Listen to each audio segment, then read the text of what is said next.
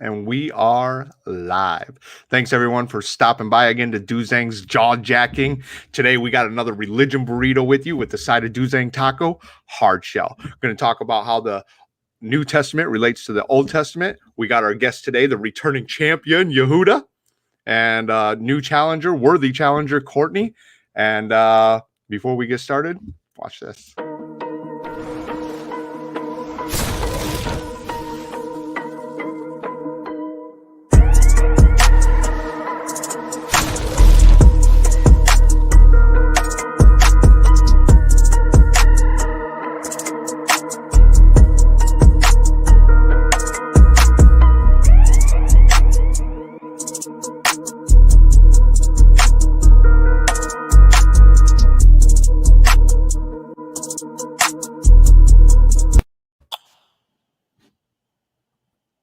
Courtney, you want to start us off?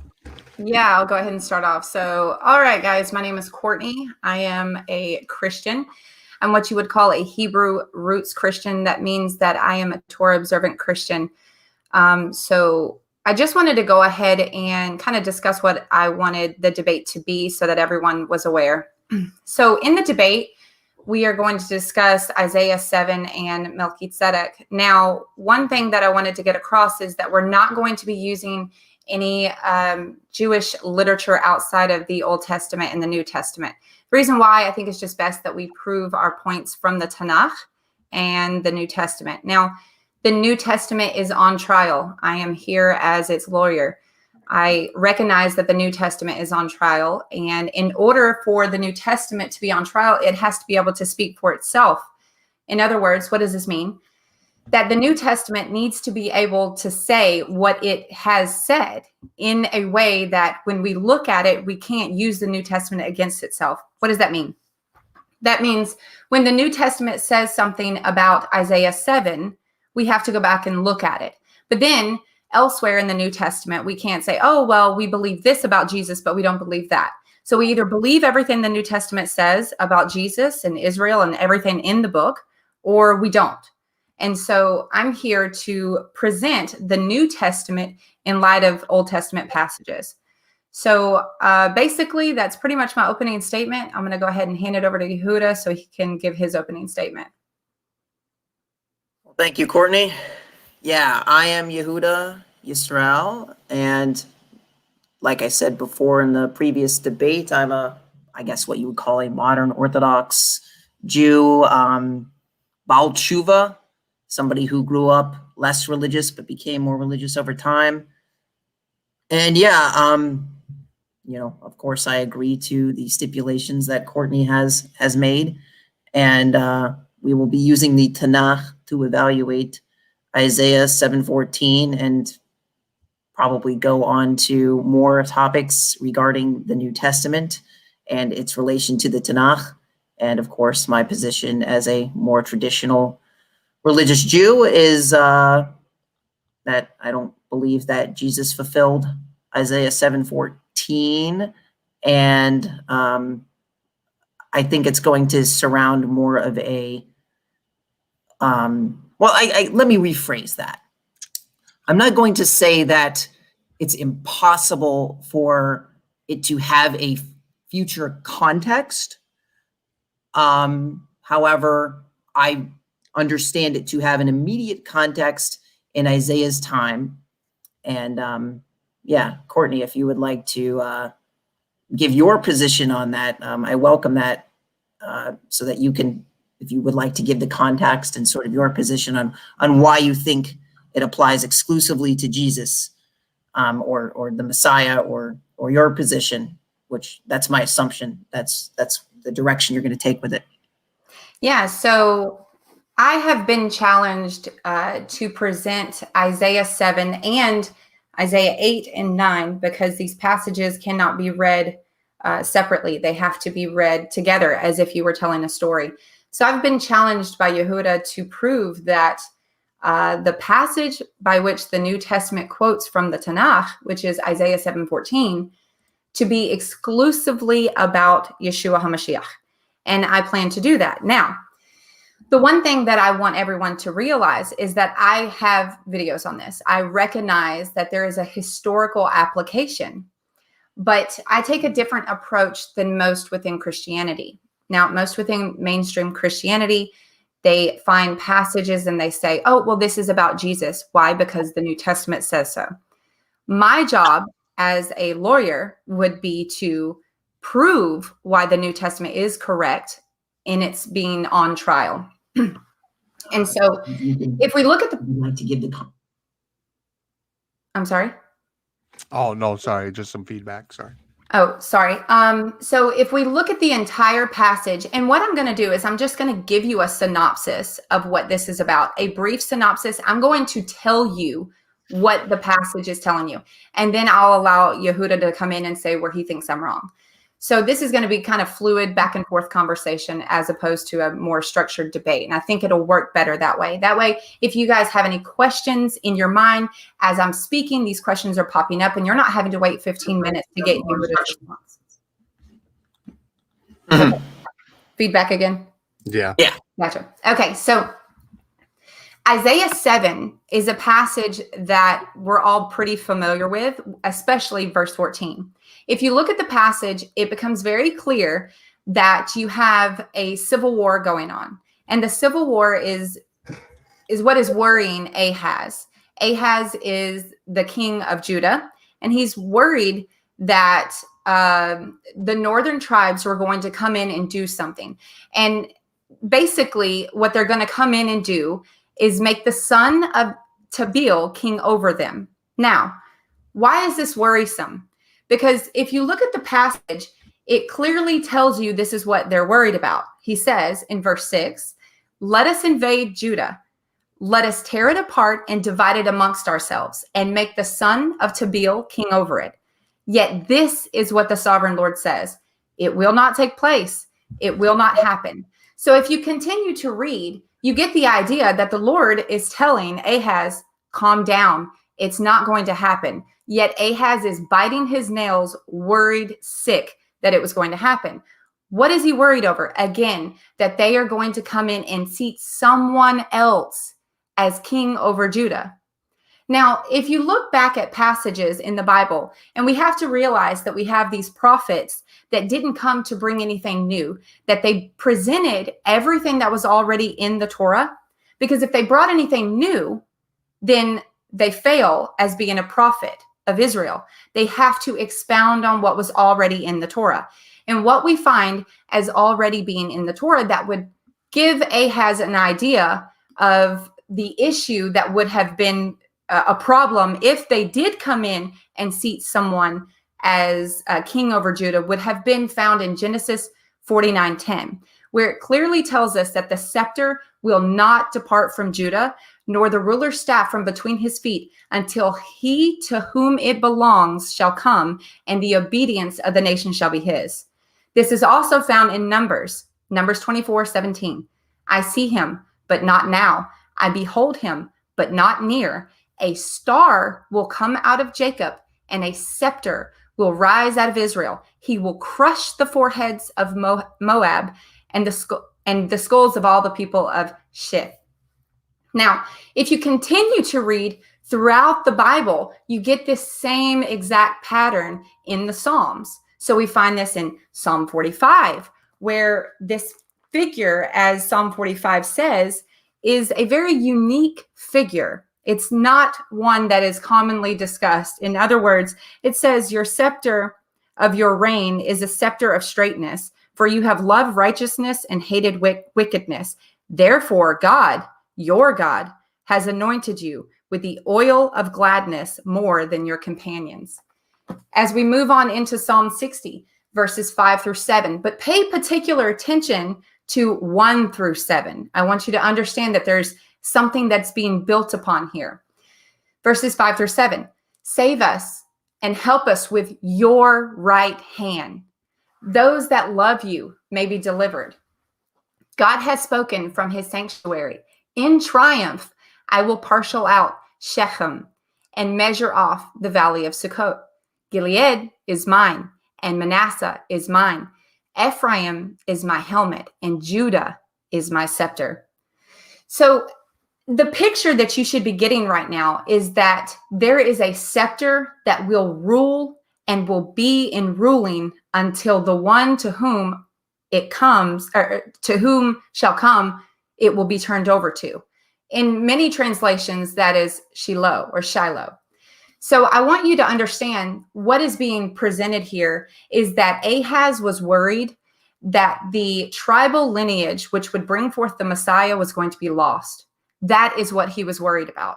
He was scared to death that the son of Tabeel was going to break or thwart the promise of God, which is that the scepter would always be with Judah until the Messiah would come. Now, how or why would he be scared of this? Why is he not, as what is a common objection from the Jewish perspective, is no, he's worried about war. No, he's not worried about war, because we find in the latter part, God says, just know that that's not going to happen. But guess what is going to happen? You will then hear, house of David.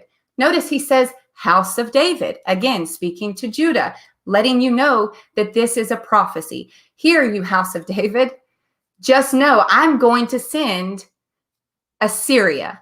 So they're not worried about war. That's absolutely not what he's concerned with. He's concerned about the fact that the promise of God, the scepter, would have been thwarted.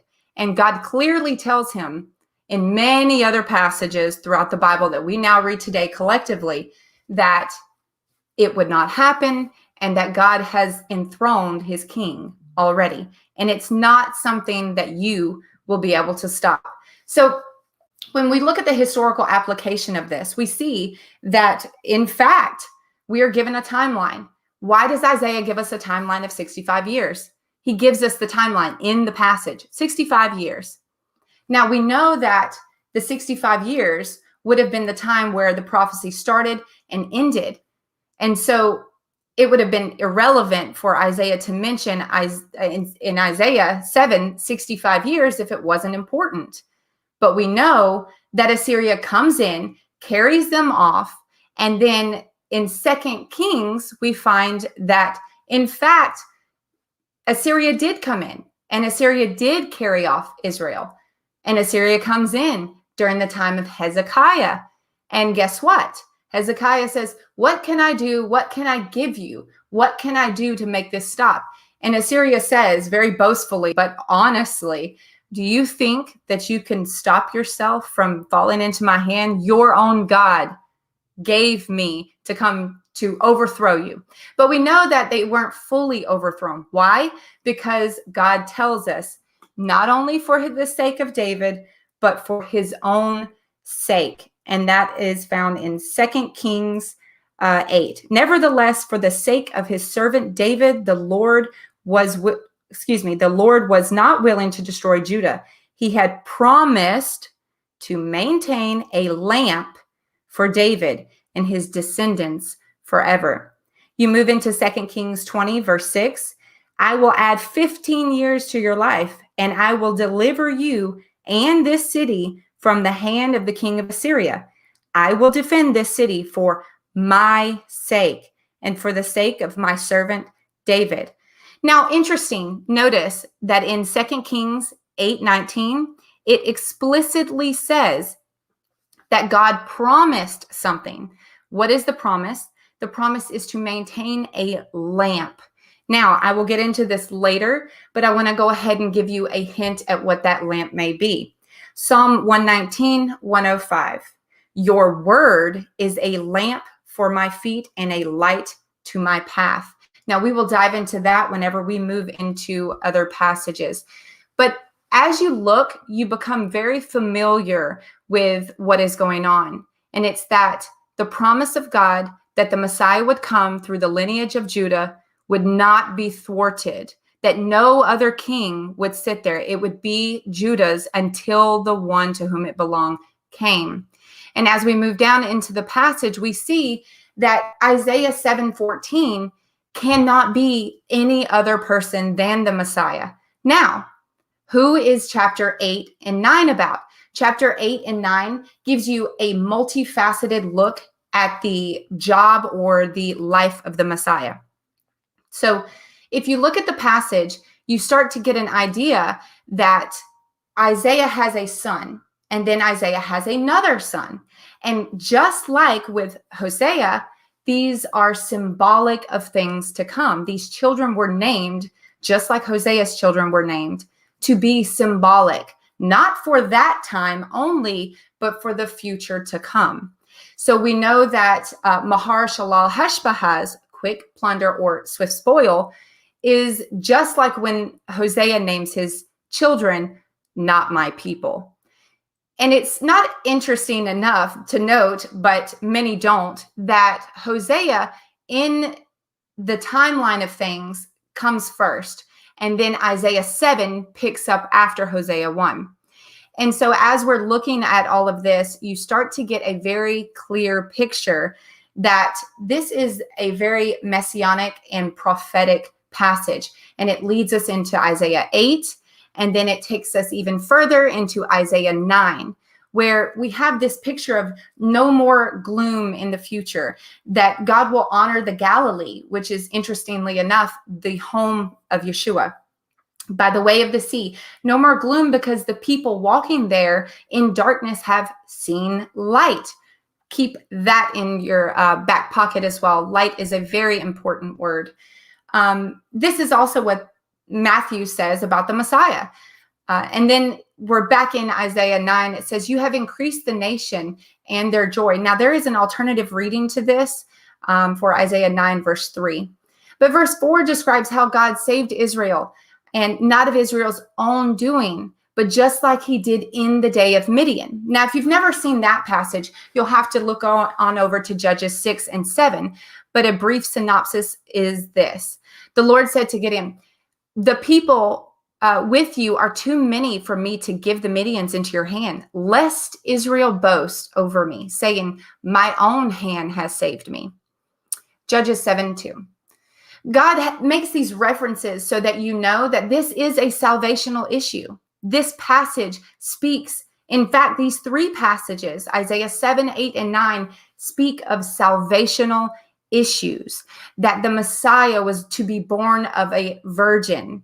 And we will get into this more when Yehuda comes in. But I want you to note the overall theme of what Isaiah 7, 8, and 9 is about. So God wants you to know that he uses the humble and the meek to overthrow. Many Jews are expecting a reigning king to come right now and to destroy their enemies, but that's not how God saves. God often uses the humble and the meek first, and he used Yeshua in the same way. He then describes what seems to be the destruction of the second temple in Isaiah 9. Yes, you are projected that far into the future. Verse 5 says that they're under authority, not their own, that the Savior comes and frees them from bondage of sin, which is the reason for all exile. So I want you to understand that we are in exile because of our sin. And you can never come out of exile unless the sin problem is dealt with. And the sin problem can only be dealt with when there is a perfect atoning sacrifice that brings forth everlasting life, the resurrection. This seems to be a passage that not only applies in their time, again, through all exiles, we have the same problem, sin. But Isaiah clearly said that he was symbolic for things to come. My reasoning for not thinking that it's solely Assyria in the time of Isaiah is because many passages in Isaiah and elsewhere do we find that Assyria is used in the prophetic end days. This is not something that we can ignore. So one of the reasons, again, for thinking that it's not solely Assyria is that there is the yoke of burden that is mentioned here in chapter 9. It seems to be a sin reference, as we find in Psalm 38 and 40, which tell us about the one that eases that burden, which is interesting because in Matthew 11, verse 30, Yeshua says, for my yoke is easy and my burden is light. That is, of course, the Messiah, who is said to have the government rest on this Judaic king's shoulders forever. Now, I'm sure Yehuda will bring up the alma, and we will certainly discuss this. I plan to fully expound on the alma, but I wanted to go ahead and give you an overall synopsis of both or all 3 chapters, so that you can get an idea of how this becomes prophetic and how it is that Isaiah 7 verse 14 could be about no one other than the Messiah, whom the New Testament tells you is Jesus, Yeshua HaMashiach.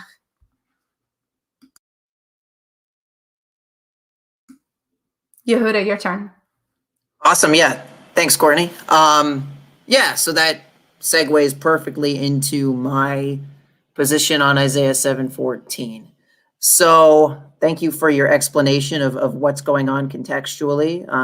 King Ahaz is effectively scared of these 2 kingdoms conspiring together, to basically overthrow him. And what ends up happening is Isaiah is giving, as a prophet, to King Ahaz an opportunity to ask for a sign. Ahaz says, I don't want to test the Lord. Isaiah says, oh, well, you don't want to test him, but I'll give you a sign anyway. And then we segue into Isaiah 7:14. Now, I want to give a premise for my position on this. Occam's razor is a interesting philosophy, right? Parsimony.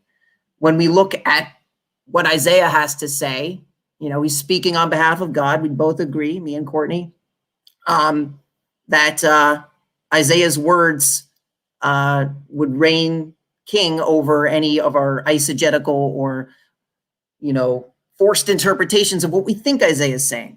So my argument at its core is simply reading Isaiah and taking him at face value.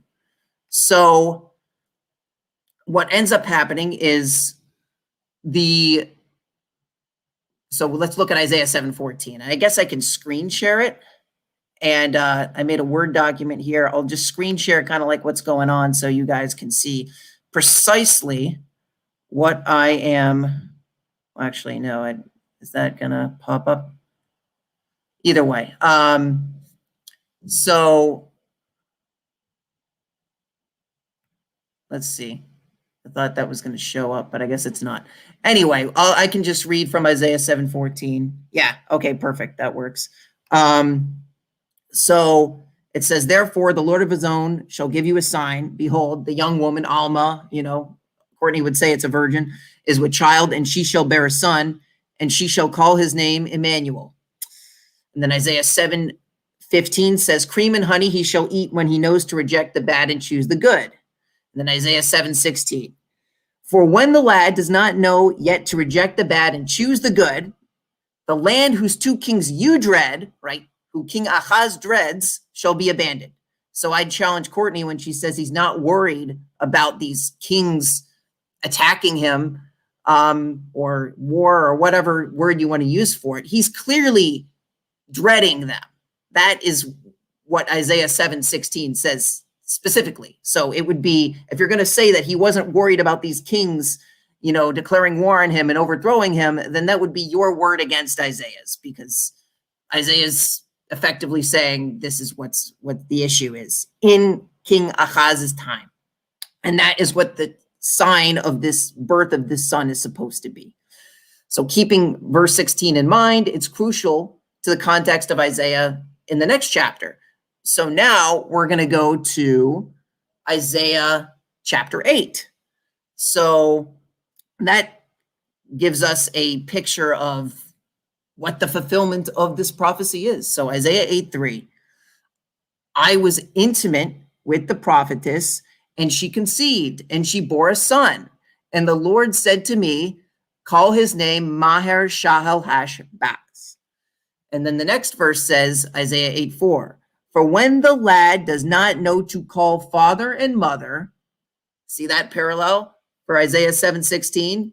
For when the lad does not know to reject the bad and choose the good, and then in Isaiah 4, it says, the wealth of Damascus and the plunder of Samaria shall be carried off before the king of Assyria, which is, of course, referring to the fact that the 2 kings from the northern kingdoms will be destroyed by the king of Assyria. As Courtney mentioned, that's what happened in the time of King Hezekiah. So what do you know? Isaiah said a young woman would give birth to a child, and in the very next chapter, his wife has a son. Prophecy fulfilled. Now, the interesting thing about that is Isaiah explicitly says he was intimate with her. This means that this alma, described in Isaiah 7:14, is Isaiah's wife. Moreover, she's not a virgin. It says he was intimate with her. Thus, the word alma does not exclusively refer to women who are virgins. Isaiah says it himself.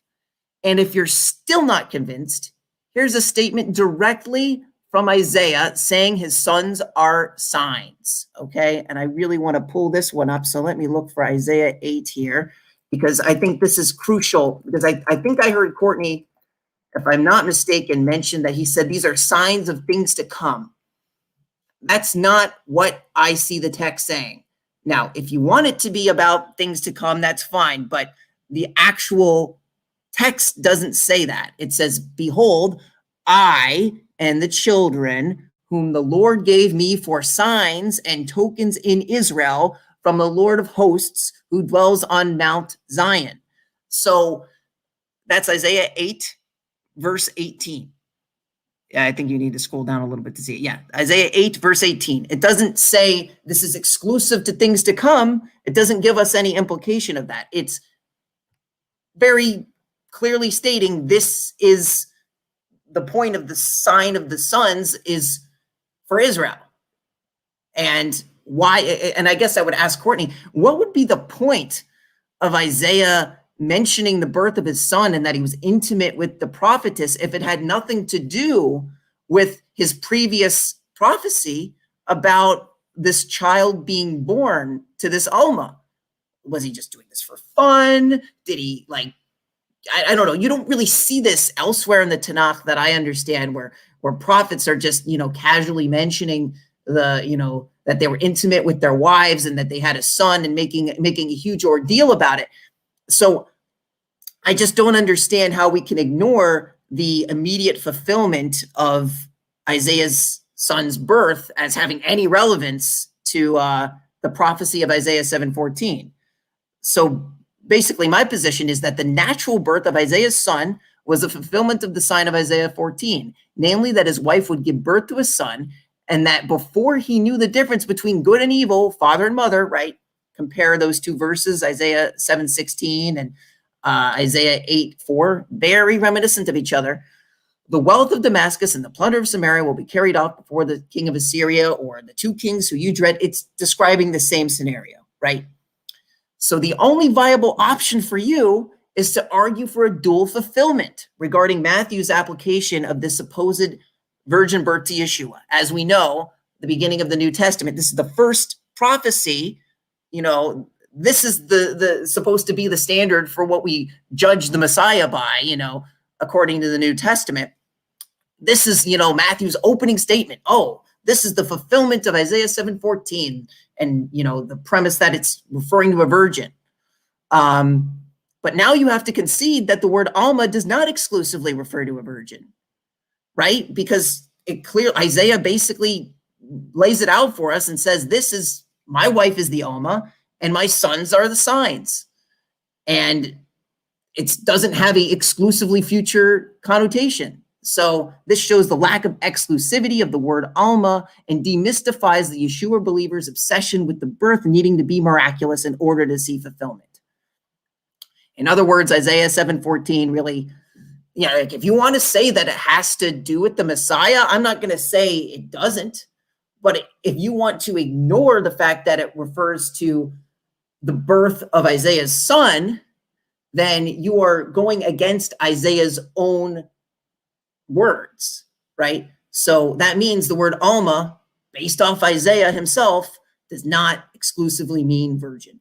So, like I said, if you want to go the dual fulfillment route, fine. But it's not going to, basically, this proves definitively that the word alma is not exclusive to a virgin. So that's my case for that.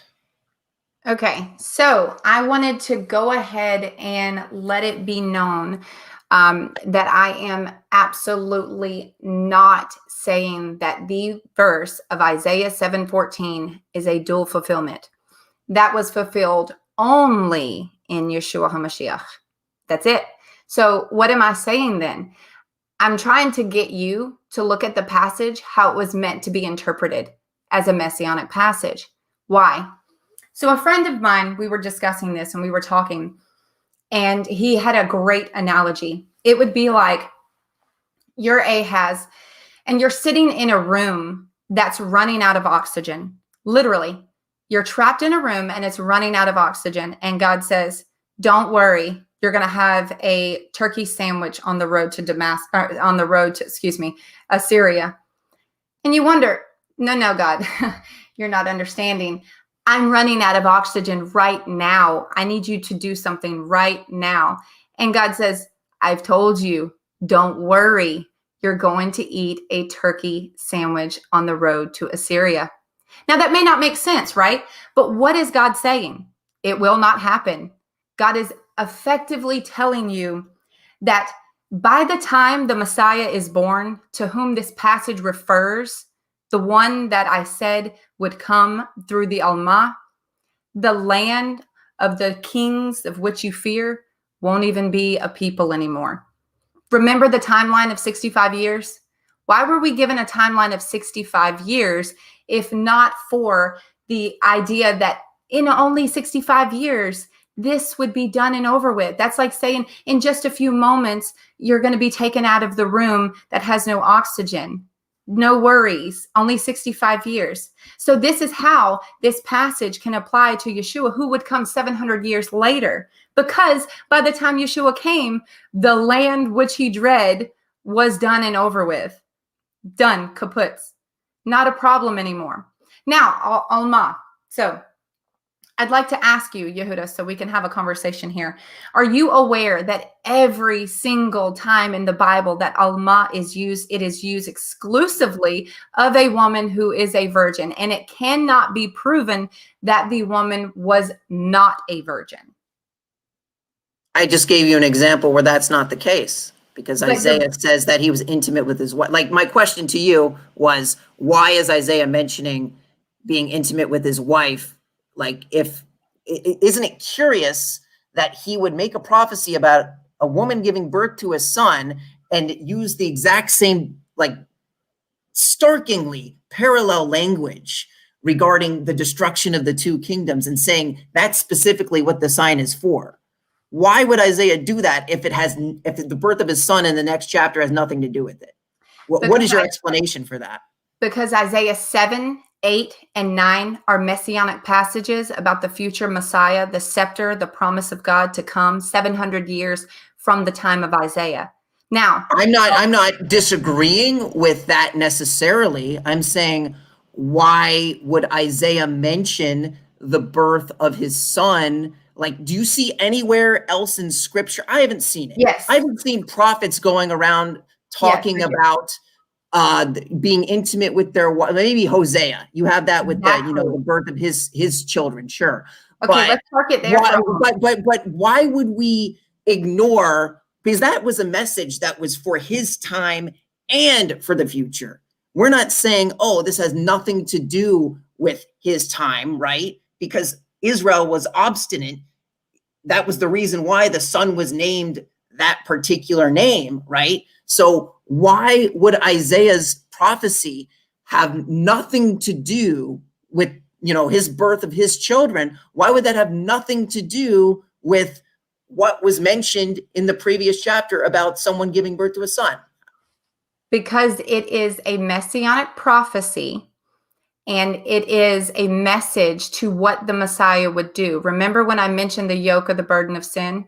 So in other words, Courtney, how do you define a messianic prophecy, right? Because that's what we need to understand, is that I don't have a problem with this being ultimately messianic, but there's other prophecies I think that we would agree refer exclusively to the Messiah, son of David, and no one else. For example, like Hosea, for example, in that same example, Hosea chapter 3, verse 5 says, afterwards the children of Israel shall return and seek the Lord their God and David their king, and they shall come trembling to the Lord and to his goodness at the end of days. Is this talking about anyone else but the Messiah when it says David their king? No, that's the Messiah.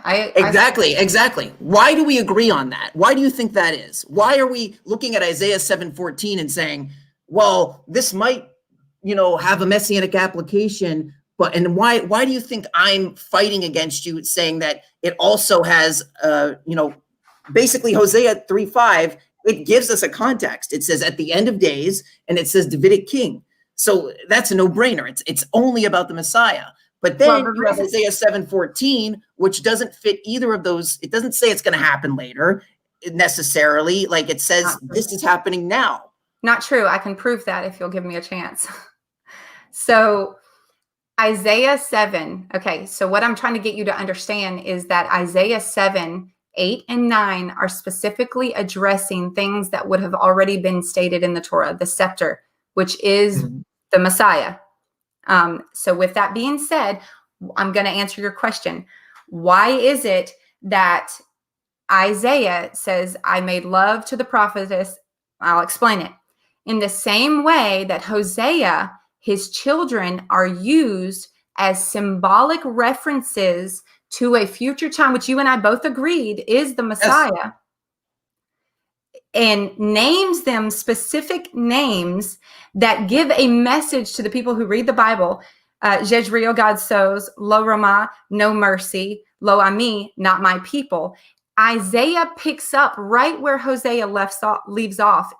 And then all of a sudden, you have Maher Shalah Hashbahaz, quick, spoil, swift prey, give or take how it's translated. And then Sha'ir Yeshuv, remnant will return. That is the gospel message.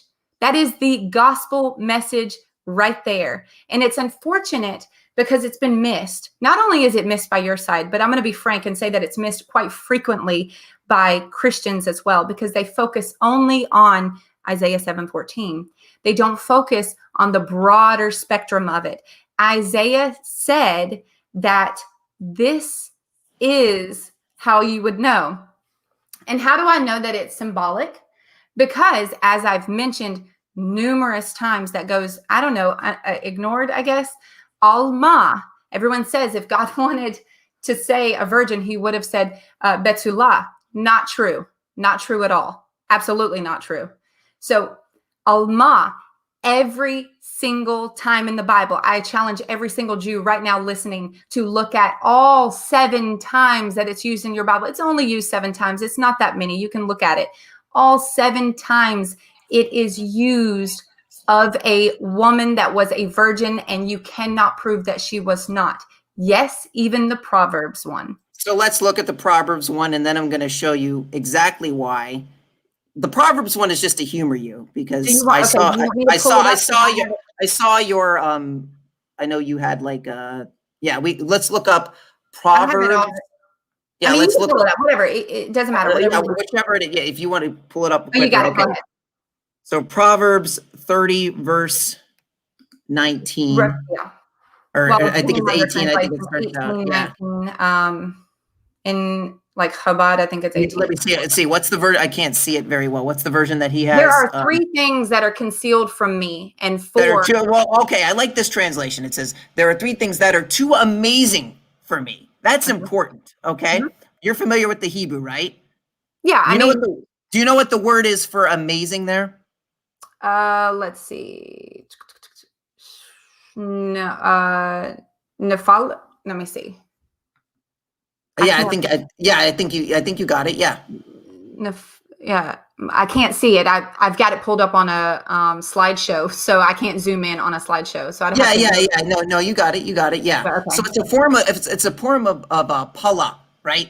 That's the Hebrew word pala, which means wondrous. It has a very positive connotation. Are you familiar with the phrase "Pele yoetz aviad sar shalom"? If not, you should be, because that means Pele yoetz aviad sar shalom. Not really. I don't think so. That means wonderful counselor. Oh, yeah. Yes. But I don't know what you're getting at. Wonderful. That's the Pele word. So you would agree with me that when it says too amazing for me, that's a positive connotation, right? I mean, it's used. It's absolutely positive. So it says 3 things that are too wonderful for me, wondrous for me, yea, for that I do not understand. So the first three things that are mentioned below fall into the category of being both amazing, wondrous, and not being able to be understood. However, the fourth thing mentioned doesn't fall in that wondrous category, but it does fall into the category of not being able to be understood. Would you agree with me on that? I'm not sure. I mean, what translation are you reading? Because I'm not sure why you would. The NIV? Because it's this is simple math. This is simple math. It says three things are too amazing for me. Simple math. Right? It's the first three fall into the category of being both simultaneously amazing and not being able to understood. But the fourth thing mentioned, right, the way with a man with an alma, right, that is not amazing. So that has I don't know about that. Have you? What? What is not amazing about? Well, I'm looking at the text. It says three are wondrous. Well, let's just read it all the way through so that everyone can hear. I'm just reading the way it says. You see where it says three are too amazing for me and four that I don't understand? You understand my logic in saying the first three fall under those two categories of being too amazing and not being able to be understood. But the fourth thing only falls into the category of not being able to be understood. No, I mean, because then you would have to take that same, because there's a vav there, you would have to take that same, okay, if I concede to this, then I'm going to use this against you in a later chapter. Do you want me to do that?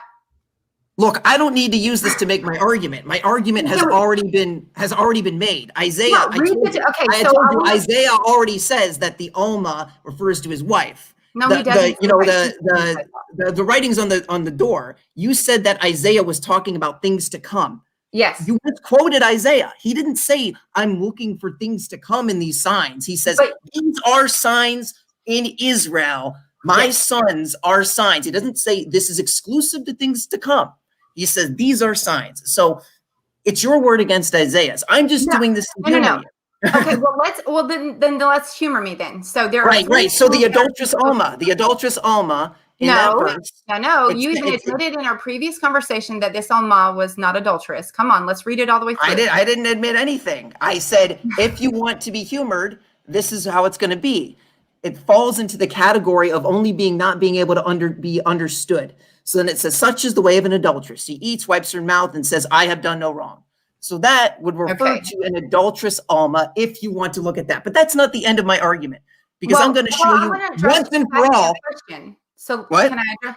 You asked me a question, and I'm now the burden of proof is on me. So allow me to prove it. Okay, so and I'm going to repeat this. He doesn't want to talk about it. I think he knows why. There is never a point in the Hebrew Bible where alma is used, and it is used of someone who was not a virgin or had previously had kids, which rules out Isaiah's wife. Now, I just gave you two examples. No, we're going to discuss that.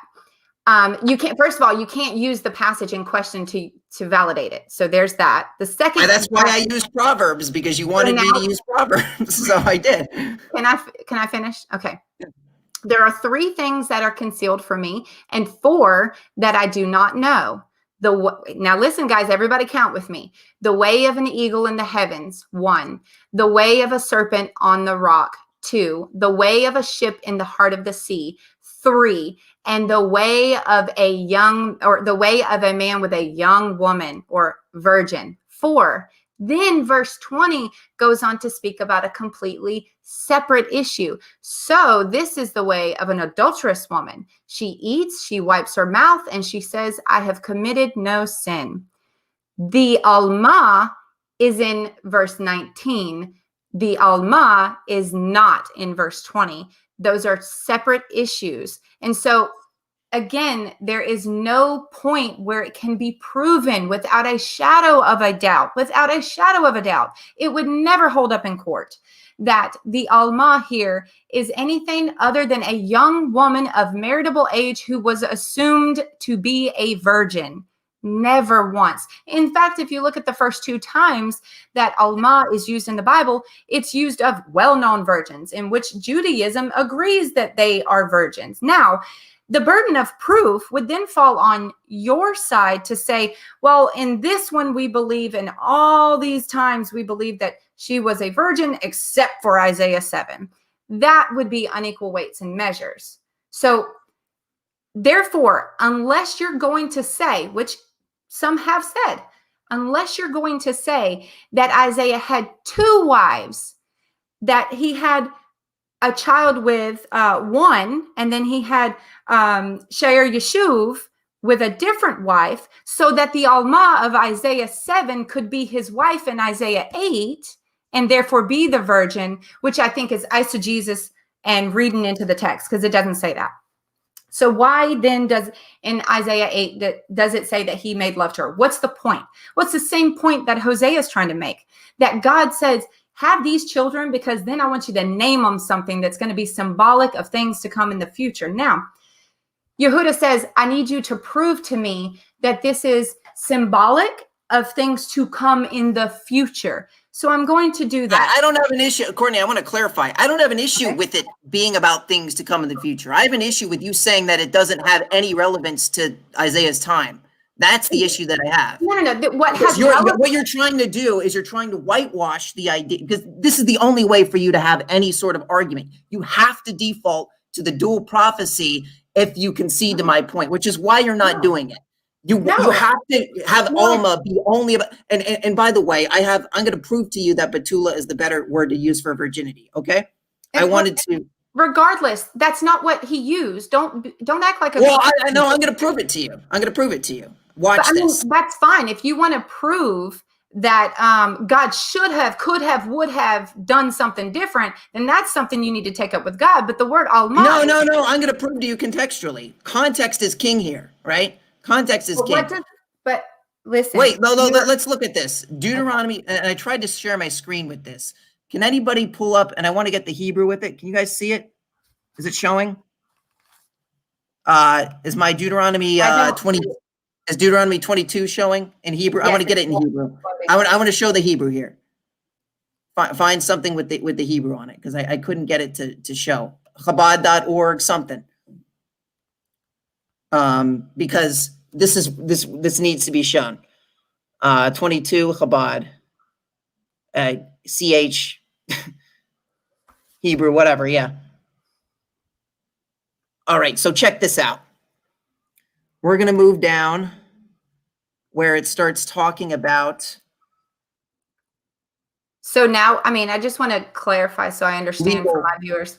Are we now trying to say that God should have used a different word? Is that what I'm saying? That the word virgin is more specific. The word, let's watch this.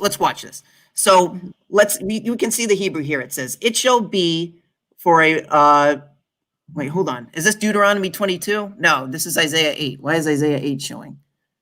Oh, wait. Yeah, go ahead.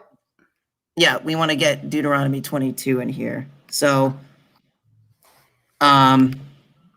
So here's what your point. Can you guys see Deuteronomy 22?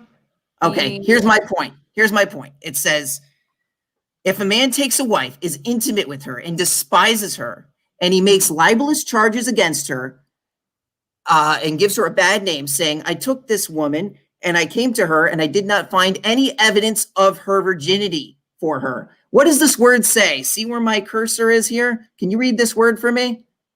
Courtney? Betulim. Yeah. No, are we in agreement that this is talking about a woman's virginity? This isn't Proverbs 30 where we're talking about some poetic, things that don't leave a trace or anything like that. We're talking about the legal status of a woman based off of her virginity in a marriage, correct? So there's no question we're talking about virginity. And then again, can I please respond? Can I respond? You asked me a question. Well, I want to hone this in first. Okay, nowhere in this passage. What? Well, I just want to make it clear to you. Are we in agreement that nowhere in this passage is the word alma seen at all? Oh, no. See, now you're building a straw man.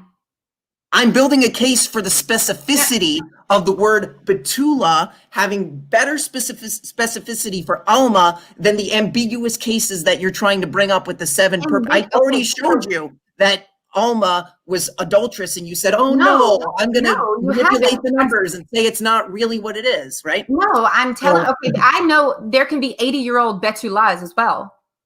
80-year-old. Wonderful. Why wouldn't it use the word alma here if alma was such a better word to use for the legal status of a virgin? As I told you, nowhere to be seen there.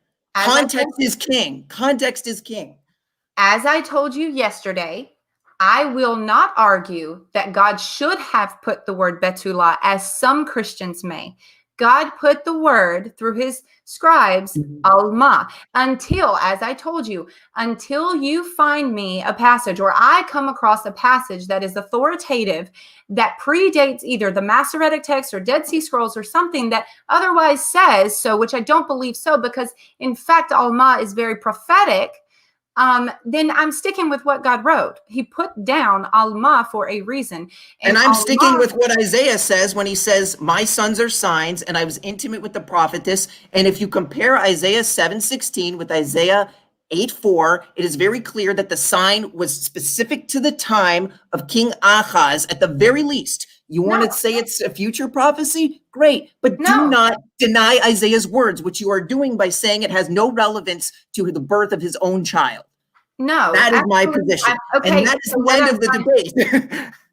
You keep interrupting me. I'm trying to tell you what I'm saying. You're saying I'm saying things I'm not.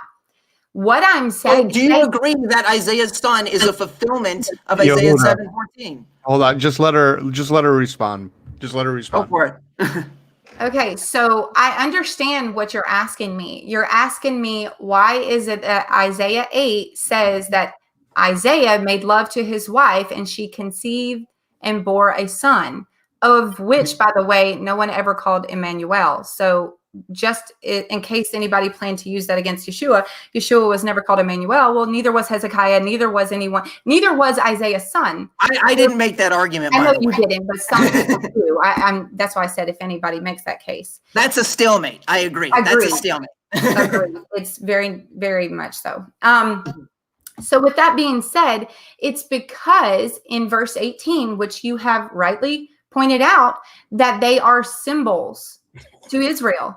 So with that being said, where you and I disagree is on the fact that they are signs and symbols of things to come. I can prove this if you'll give me the opportunity.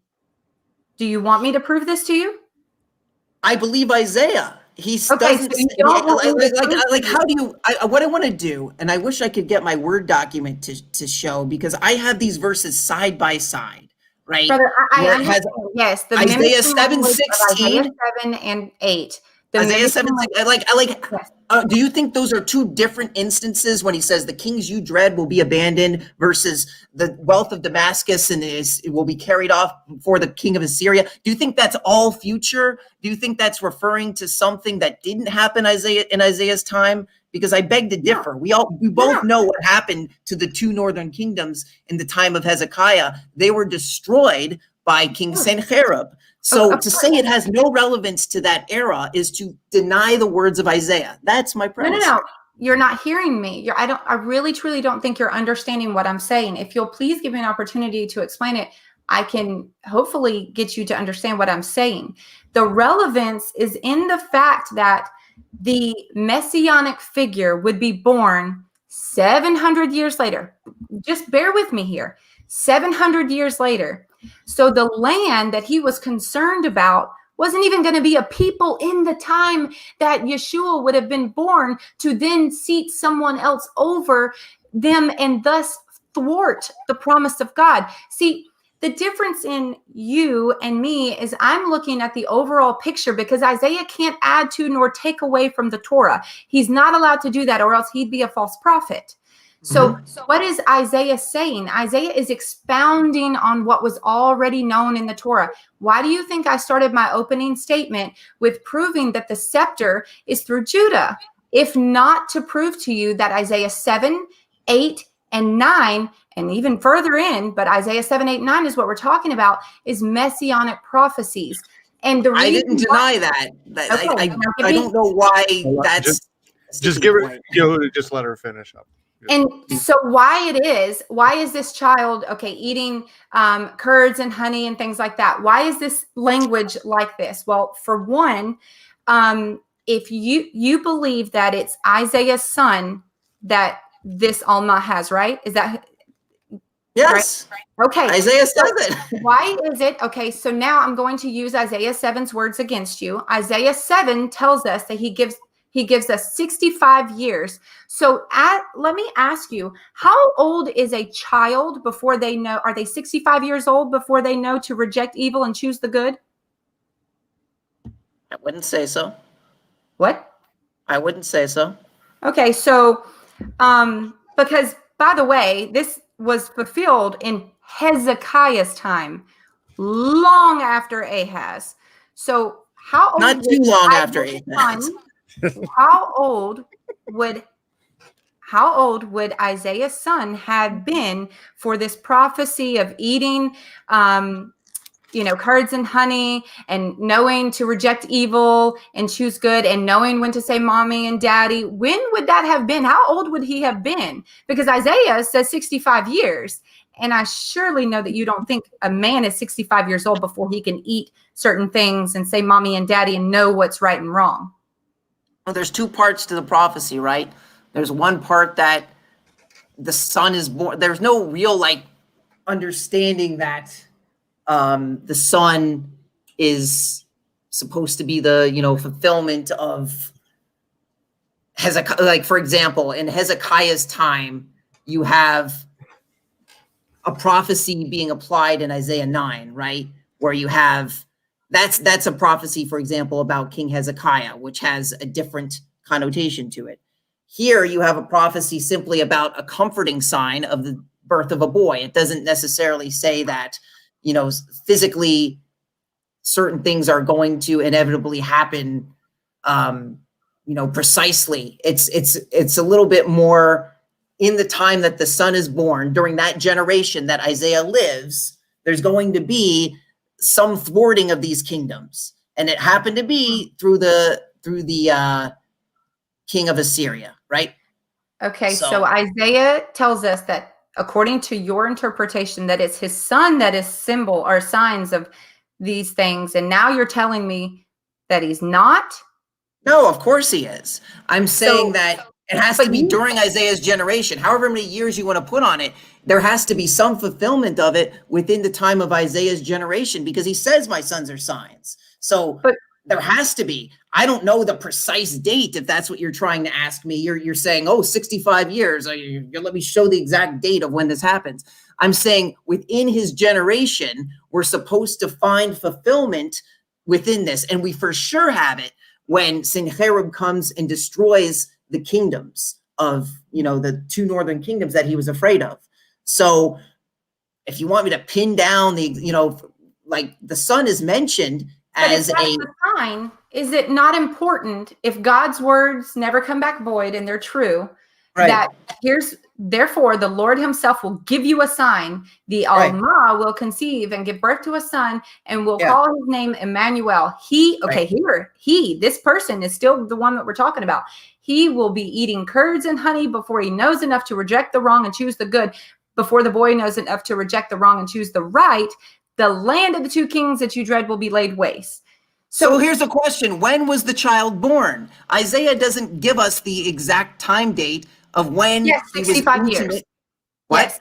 Yes. He says that he had this child at this exact date, and this was when I might give a 65, you're making an assumption that you know precisely when the child was born. So in the if next we want to be consistent with scripture, so your interpretation is, well, it says 65 years, so I'm just going to say that this prophecy is inconsistent with the years, so it can't be Isaiah. That's literally your argument. Whereas a better way to look at it is Isaiah says his sons are signs, so let's make this fit with actually what it would be, rather than let's say, oh, well, no, Isaiah must be wrong when he says his sons are signs, because Isaiah's a liar, and it really means Jesus. And it really means Jesus. And by the way, it wouldn't fit Jesus any better if you use that type of argument, because Jesus doesn't fit the timeline either. So you're missing the timeline.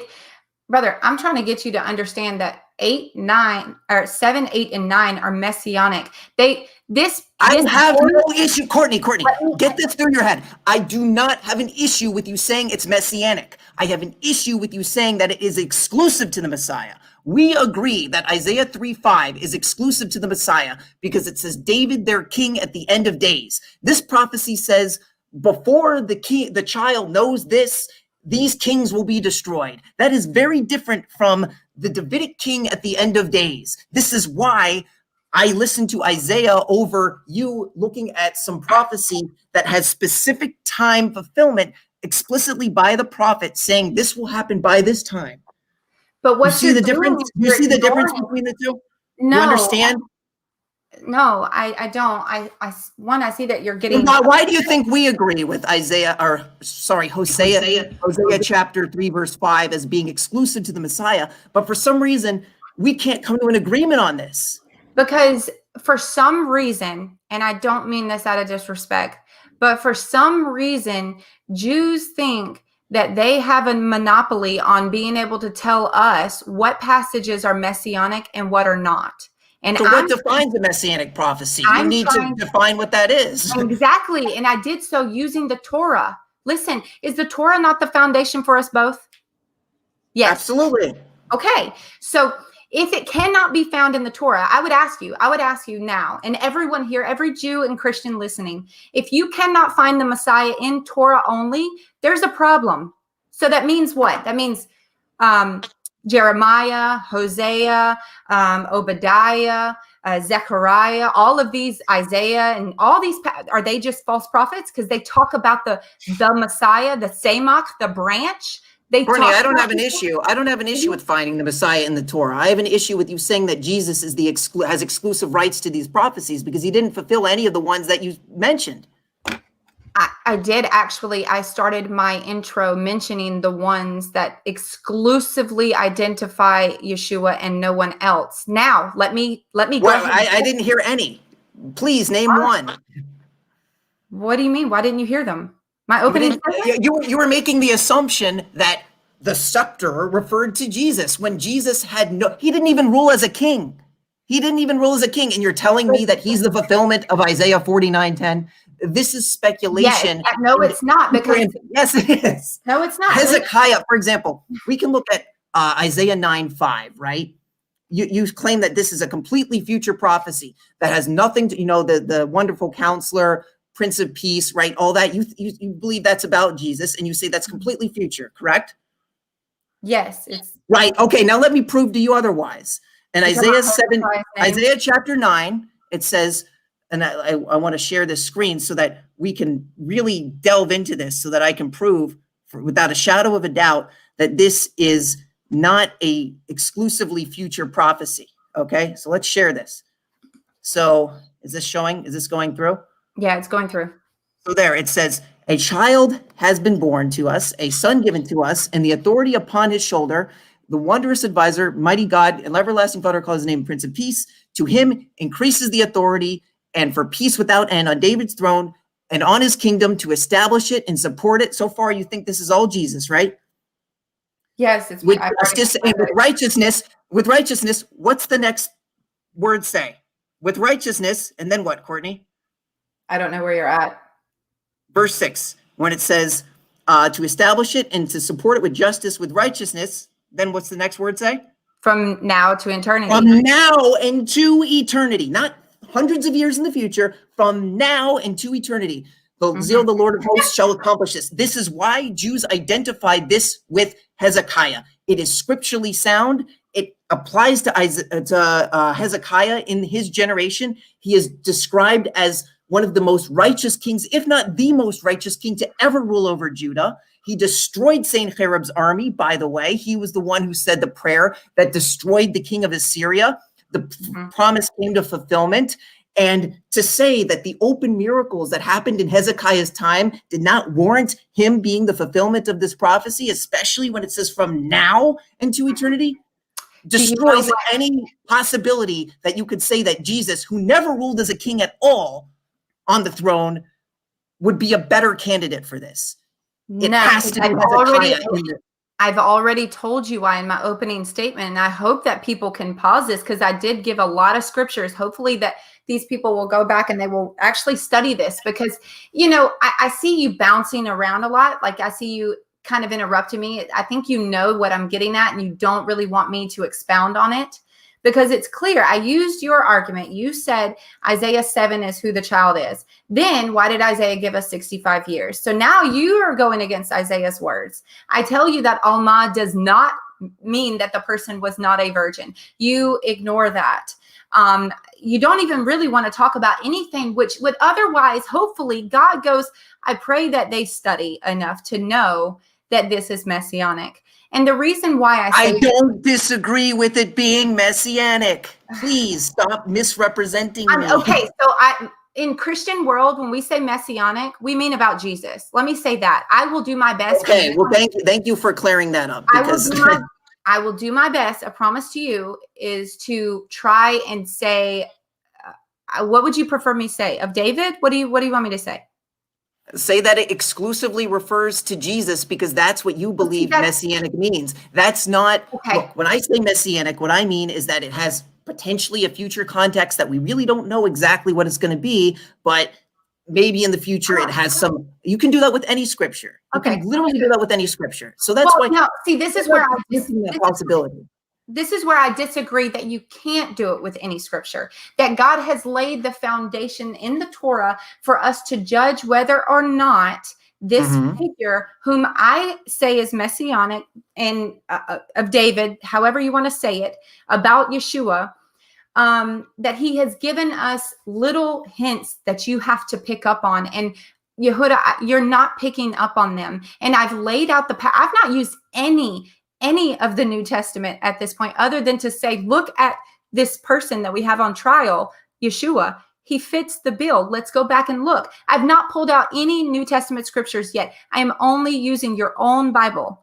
So if you go back in the Torah and you look at every single time the scepter is mentioned, and then follow that into the writings and the prophets, you get a very clear picture that this figure is the scepter. He is the branch. He is the right arm of the Lord, as Psalm 60 says.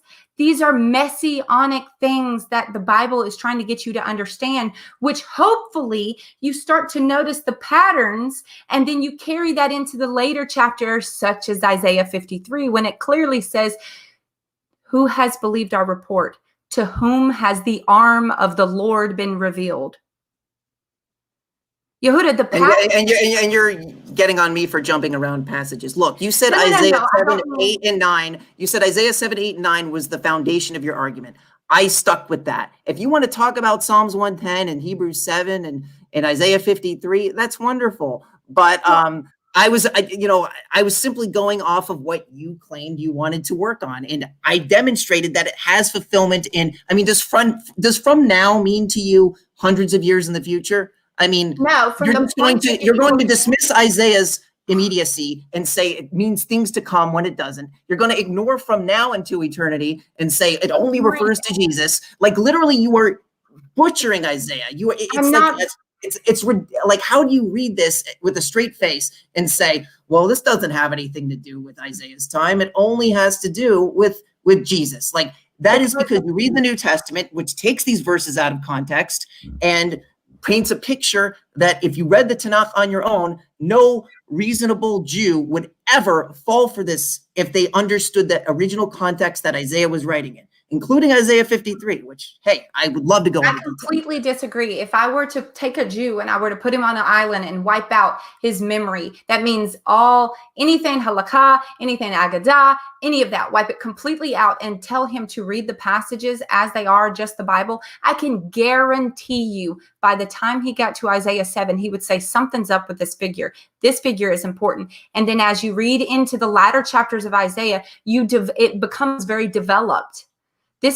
This is why I think I'm not skipping around. I'm giving you my full answer. I said in the beginning I would do that. I would tell you what the passage is. I don't have an issue with that, Courtney. I honestly don't. You can skip around all you want. I just felt I was just holding you to the same standard when you said you're skipping around or whatever. When you said that you were building your case through it, what I'm seeing is a consistent pattern of you ignoring Isaiah's word of the immediacy of the prophecy and saying, well, everything Isaiah is talking about is only about the Messiah, even though there's I mean, why would he be talking about, he had no relevancy in the time of King Ahaz or King Hezekiah? What wouldn't Isaiah have something to say about literally one of the greatest kings to ever rule over Judah coming up in the next generation?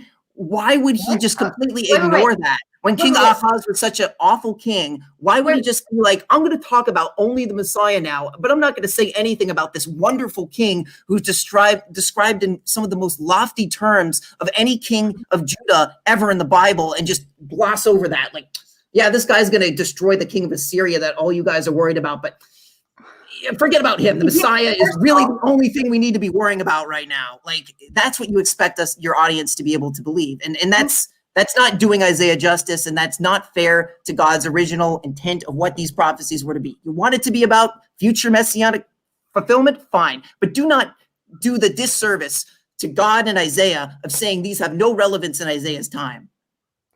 Okay, so I have not said what you claim that I say. In fact, Hezekiah, did he not show them around like, hey, look at the house of God, look at this, look at that? And then next thing you know, Assyria comes. And then here you like he's like Babylon came. He defeated Assyria. Yehuda. Go ahead. What? Go ahead, Courtney. So anyways, he's like, look at the house of the Lord, look at all of the riches, look at this, look at that. And the next thing you know, Assyria is knocking at their door, and he's like, what can I do to get you guys to go away? What riches can I give you? And he asks for the riches. And then Assyria even says, do you honestly think that you're going to escape out of my hands? Your own God sent me to conquer you. Now we know, again, because God is faithful, not faithful to you because you are you. No, he's faithful to whom? Himself and David. He clearly tells us in 2 Kings 8 and 20 that for the sake of David. Why David? Why mention this? What is the point in mentioning for the sake of David? What is the point? David's not here. You're talking about why does Isaiah not mention you think he's just going to gloss over and not mention the greatest king of Israel? Wait a minute. David is mentioned, not Hezekiah. David, for the sake of David. Why? Of course, because that's the whole reason why the kingdom, but to minimize Hezekiah's bringing back Israel to Torah, it hadn't been unified. Israel had not been unified on such a level since the times of King Solomon. Right. And it says, by the way, you want to talk about King David. What is Hezekiah compared to? Right. What is he compared to? I'm going to show you exactly what it says about Hezekiah and how his relevance is to David. Right. So if we go to find it real quick here, when it describes Hezekiah in 2 Kings 18, verse 5. It says, he trusted in the God of Israel. There was none like him among all the kings of Judah who were after him, nor were there before him. 2 Kings 18:6. He cleaved to the Lord. He did not turn away from following him. He kept his commandments, which he had commanded Moses. Now the Lord was with him in everything he ventured. He succeeded, and he rebelled against the king of Assyria and did not serve him. So here you have comparisons here. And I think I didn't get there's another verse I think that actually compares him to David himself, like just as his father David did, right? So, and I need to find that if I look up the full verse of that. But the point is here is that why would you gloss over this and you say this has no relevance to King Hezekiah when we look at Isaiah 9:5-6, right? Or 6-7 in Christian Bibles. Yet, It says from now into eternity, right? Which clearly states that there is a, I don't know how in the world you can deal with that with a straight face and tell me. I already explained it. What, now means hundreds of years in the future? No, no, that's not what I said. Are you paying attention? I said that since Isaiah 9 projects you into the future, meaning the time where it says the Galilee, mention it. You notice I went through that in my opening statement, that is the point in time that Yeshua was walking this earth from now until eternity. So Isaiah 7 talks about his birth. And Isaiah, Courtney, I don't even know what you're saying at this point. Like you're ascribing things to Jesus that the prophecy isn't even talking about. It's talking about a king of Judah who was established. Did Jesus ever rule as a king on the throne? He sits at the right hand of God. Okay, so a future prophecy that you think he's going to fulfill in the future. Wonderful. No. Coming, wonderful. No. This is every single thing you're saying. None of this actually happened. You're ascribing things to him that didn't happen. He's not sitting at the right hand of God. According to you. Listen, you're not hearing what I'm saying. To say that he is today. Just the New Testament says he is. You want to look at Psalms 110 and let me tell you all the things that Jesus didn't fulfill in it? We can go there. I want to finish this one before we move on to the next one. But yes, this is fine. We can segue into the next one. What I'm trying to get you to understand is that it has nothing to do with Isaiah's son, other than the fact that his son's name would be Mahar-shalal-Hashbaz. And then his other son's name means remnant return, which ultimately points you to the messianic figure Jesus in the future. Let me finish and explain. The point is that it's trying to explain to you, like in Isaiah 8, when it says, bind up this prophecy and wait for Hashem, who is hiding his face from Jacob's descendants. And then it says, I will put my trust in him. This entire passage is messianic. It is clearly trying to dictate to you that there is a messianic figure that will come and break the chains that burden you down, the sin chains. And that is how did Jesus accomplish this? Sin still exists in the world. So why are you telling me that Jesus is the exclusive? He didn't fulfill any of these, is what I'm saying. Is you're saying, oh, the New Testament says he walked in the Galilee, like everyone did. Like, no. What are you even trying to because you're ignoring. Listen, none of these are exclusive to the Messiah. Listen, this is what you're not understanding. There's prophecies like Hosea 3:5, which we both agree on, that are exclusive to the Messiah. Very obvious. David, their king, future prophecy, no question there. This says these things needed to happen in their time, and you are making up your own interpretation of things needing to be solely in the future. Right? I'm not making up my own interpretation. I am allowing the Bible to define itself. These words. And you would listen to Isaiah when he says these signs and not make up something and say it's things to come. You are literally taking Isaiah out of context and making up your own situation. I'm not going to let you get away with that. You're not hearing me. You're listening to respond rather than actually understand what I'm trying to say. If you ever truly want to understand the New Testament, whether you can test whether it's legit or not, then you need to actually listen to what another. You have to prove. Look, I don't mind you saying that I agree. Here's the thing. You think that I disagree with you, or even no matter how many times I tell you that I don't mind this having a future messianic context, you keep saying, "Oh, you don't think it's messianic," and I said, "You can do whatever you want. Make it messianic if you want." My issue is you need to prove to me that this has nothing to do with Isaiah's son, and you have not even attempted to do that. All you've done is say, we need to say that this is messianic. And I don't disagree with that. You need to demonstrate that Isaiah is lying, or you need to demonstrate that, I mean, you see how ridiculous it sounds when you put it on paper? Why is he saying that his sons are signs? Why is he saying this is literally Isaiah's words? It's a straw man for me to mention the fact that Isaiah had a son in the very next chapter that he said a woman was going to have a son with. No, it's a straw man. Why would he? That's a straw man for me to bring up Isaiah's own words in the very next chapter. I brought up Yeshayahu's words. You ignore those. What I'm trying to get you to understand that you don't want to understand, and that's fine. Listen, this is the only way you can win this debate.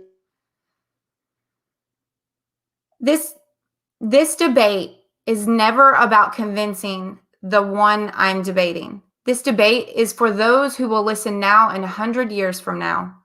I'm trying to get you and anyone else to look into the passages that I am referencing. Did you know that Isaiah 8 references Psalm 118, verse 22? If you did not know that, then you don't know Isaiah 8 well enough. He mentions the stone. He says he is a stone to Israel and to Judah. Jesus is the stone? Can I finish? He mentions the stone for a specific reason, because Psalm 118 is a messianic passage. Now, if you want to go there, we can read it, but I'm trying to drop these little nuggets for, again, not only you, but for others who will listen to this debate later and stop and pause it and go, let me look up the stone. Oh, wow, that is messianic. Wow, look at this. How is it that the stone is also the mercy of the Lord? The stone is also the right hand of the Lord. Oh, and look, Isaiah 53 says the right arm or hand of the Lord is, that's what I'm trying to build up here that you are ignoring, which takes us into the next chapter, which tells us, like you said, they are a sign of things to come. Now, it doesn't say of things to come, Courtney. Stop saying that. But no, I'm not going to stop saying you the verse. You don't even know the Hebrew word that's I'm not used. going to bastardize my Tanakh and tell me that it says it's a sign of things to come when it doesn't say that. Do you want me to read the verse? Read the verse out loud to me, Courtney. Like, goodness. Read Isaiah 18. Read it. Put it up. Put Isaiah 8:18. Show me where it says it's a sign of things to come. Would you show me? Yehuda. Read the verse. Read the verse. Straight stam. Read the verse. Would you like me to explain myself rather than keep interrupting me? I'd like you to read the verse. I'm trying. I will read the verse, but I need to finish my statement first. You keep saying that I'm bastardizing your scriptures, brother. You're saying it's a thing of things to come. It doesn't say that in the verse. Point. Maybe this should have been a structured debate because you keep interrupting me. So I guess I've learned my lesson. I won't do these types of debates anymore. I will do structured debates. You promised me that this wouldn't happen. Now, as I continue, the reason why it's symbolic of things to come, because if you look at the Hebrew word used there in Isaiah 8, let's pull it up. So it should be, for anyone that doesn't know Hebrew, you can find it in like a blue letter Bible or something like that. So that, like I said, for people that don't know Hebrew, Isaiah 8, verse 18, the word for wonders there, or, or symbols or whatever, it's Hebrew word 4159. And if you look that word up, it takes you to a very messianic passage. Now, let me just state this, both Judaism and Christianity agree that all 5 mentions of the branch is about the Messiah, son of David. Do you disagree? That all 3 times it says the branch? No, 5. There's 5 of them. Okay, which the word semach, is that what you're talking about? Yes, semach, the branch. Isaiah. I mean, you'll have to show me the specific ones that you're talking about. I know that the one about Zerubbabel is about Zerubbabel and the future Messiah. So I wouldn't say that it's exclusive to the Messiah. And this is the constant thing that we have over and over again, is you think that this is exclusive. It's not exclusive.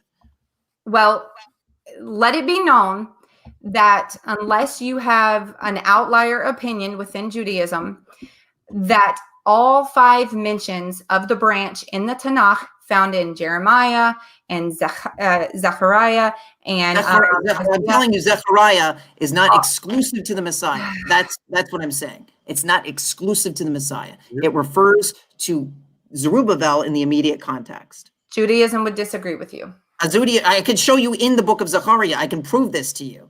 So here's how I can prove it to you. Yehuda, hold on. Go ahead, Courtney. Go ahead. So anyways, all 5 mentions of the branch are universally understood by Christianity and Judaism to be about No, the that is a lie. That is false. That is absolutely not false. false. I'm not going to let you. It is false. Don't No, it's tell not. me what my religion believes. That's not what it is. I know what the Tanakh says, and if you want to go into an actual contextual argument about this, I can show you where Zerubbabel is described as the one who built the temple, that Tzemach is described as the person who builds the temple. So in the immediate context, Judaism absolutely understands when it says that Tzemach who will build the temple, that's Zerubbabel, and scripture and history confirms that. Okay. Well, anyways, so I know anyways, you didn't realize that. Whoops. no, Okay. I realized Yes. I know you want to admit you're wrong, but I mean, I have contextual evidence for this. Let's do it. Yehuda, you have I sense that you're angry for some reason, and you knew I don't want you contextually saying things that are wrong and saying, oh, Yehuda, you'll have a chance to respond. Come on. I'll give you time. I give everybody time. You know this. So go ahead, Courtney. So I understand that what I say can possibly offend Jewish people. That is not my intent. Please understand and hear the sincerity. That is not my intent. I'm trying to get people to understand that we are not bastardizing your scriptures as you claim that we are. So how do I prove that Isaiah 8 is symbolic of things to come, that the children being named what they were was a symbol, as symbolic of things to come in the future? And that's why Isaiah went to his wife, conceived and bore a son. And that son has nothing to do with Isaiah 7:14. This is my point. So if you look at the Hebrew word, like I said, Hebrew word 4159, it is used in Zechariah chapter 3, verse 8, when it says, "Hear now, Joshua, you high priest, thou and that," oh, I can't pull it up on, hold on. That's King James. "You and thy fellows that sit before you, who are men," it says wondered at, but I don't know what your translation would say. "They are men wondered at, for behold, I worthy of a miracle I got." What now? No, I said, yeah, you asked me what my translation says, men worthy of a miracle. So yeah, I mean, whatever. It's same idea. Yeah. Okay. That these men are symbolic of things to come. And then if you look, it says symbolic of things to come. I'm going to bring my servant, the branch. Notice here, Judaism agrees that this branch figure is about the Messiah, son of David. Notice what verse 9 says in Zechariah 3. "See, the stone I have set in front of Joshua. There are 7 eyes on the one stone, and I will engrave an inscription on it, says the Lord Almighty." And then look at what he says. "I will remove the sin of the land in a single day." Now, back to Isaiah 8. Why does Isaiah 8 reference the stone? It is a messianic passage, as Psalm 119 and as Psalm 60 says, which correlates the stone with the branch, which correlates the stone with the branch with the arm of the Lord and the scepter of the Lord. This is how you know whether something is messianic, not because a Jew today or a Jew in Rishonim time or a Jew of the sages say that something is messianic. Because we all agree on the passages of the reigning king. We do not agree on the passages of the suffering servant, which is not a passage that I think many people even know how to explain. And this is what I'm trying to do. You asked me to prove the burden that this was Yeshua exclusively, and this is what I've done. Okay, so once again, you were not being, your information is inaccurate. I don't know what to say. This is not understood by the Tanakh, right? We're not talking about what rabbis have to say. I'm going to prove to you that this has fulfillment. This tzemach, this branch, is a fulfillment of Zerubbabel, at least in the immediate context. So this is the same theme we have over and over again. She says this is only about the Messiah, and I show you textual evidence to say that it had fulfillment in its time, and she ignores the fulfillment in its time. So this is the same pattern for everybody listening. She doesn't seem to have any ability to look at passages and see them in the context of their own time. So keep in mind, Zechariah was a prophet at the end of the first exile. The temple was destroyed, and then they went back to build the temple. So if you look in this chapter, there's a man mentioned, or actually, maybe it's in the next chapter. So first it's talking about the branch. It's introducing this character of the branch, right? Who is going to effectively, the stone, right? It's talking about a stone. Very significant. I agree. We're very concerned. What is the significance of this stone? Well, all we have to do is read the next chapter. I'm not sure if Courtney's ever done this before, but we're going to check out the next chapter and see. There's a fellow here named Zerubbabel, and I want to see if I can make this in the chat. Let's see if this is going to work. Let's see what shows up. Okay. Zechariah chapter 4. This is the very next chapter after this. So it says, verse 6. So it says, and he answered to me and spoke, saying, this is the word of the Lord to Zerubbabel, who, by the way, was a descendant of King David, saying, not by might and not by military force and not by physical strength, but by my spirit, says the Lord of hosts. Who are you, O great mountain? Before Zerubbabel, you sink to a plain. He will bring out the stone of the main architect with shouts of grace to it. So Courtney wants you to believe that this stone is about Jesus. It's exclusive to Jesus, while ignoring the very obvious context of what Zechariah is speaking about in his day, which is the rebuilding of the temple, the building of the second temple. And the Lord, word of the Lord came to me saying, Zerubbabel's hands founded this house, and his hand shall complete it. And you shall know that the Lord of hosts has sent me to you, saying, Zerubbabel will build the temple. And if you look in the book of Ezra and Nehemiah, you see, and Courtney, you would agree, Zerubbabel built the second temple. Do you agree? Yeah, I have no issues with that. Absolutely. So what? And he's described as he will bring out the stone. There's your stone. There's your stone. That's it. That's the end of it. You want to say, now you want to say it has future messianic context? Once again, be my guest. Do that all you want. But how dare you ignore the original context of what this was written in? That is the theme of this debate. It's not all exclusively about the Messiah. It has fulfillment in its day.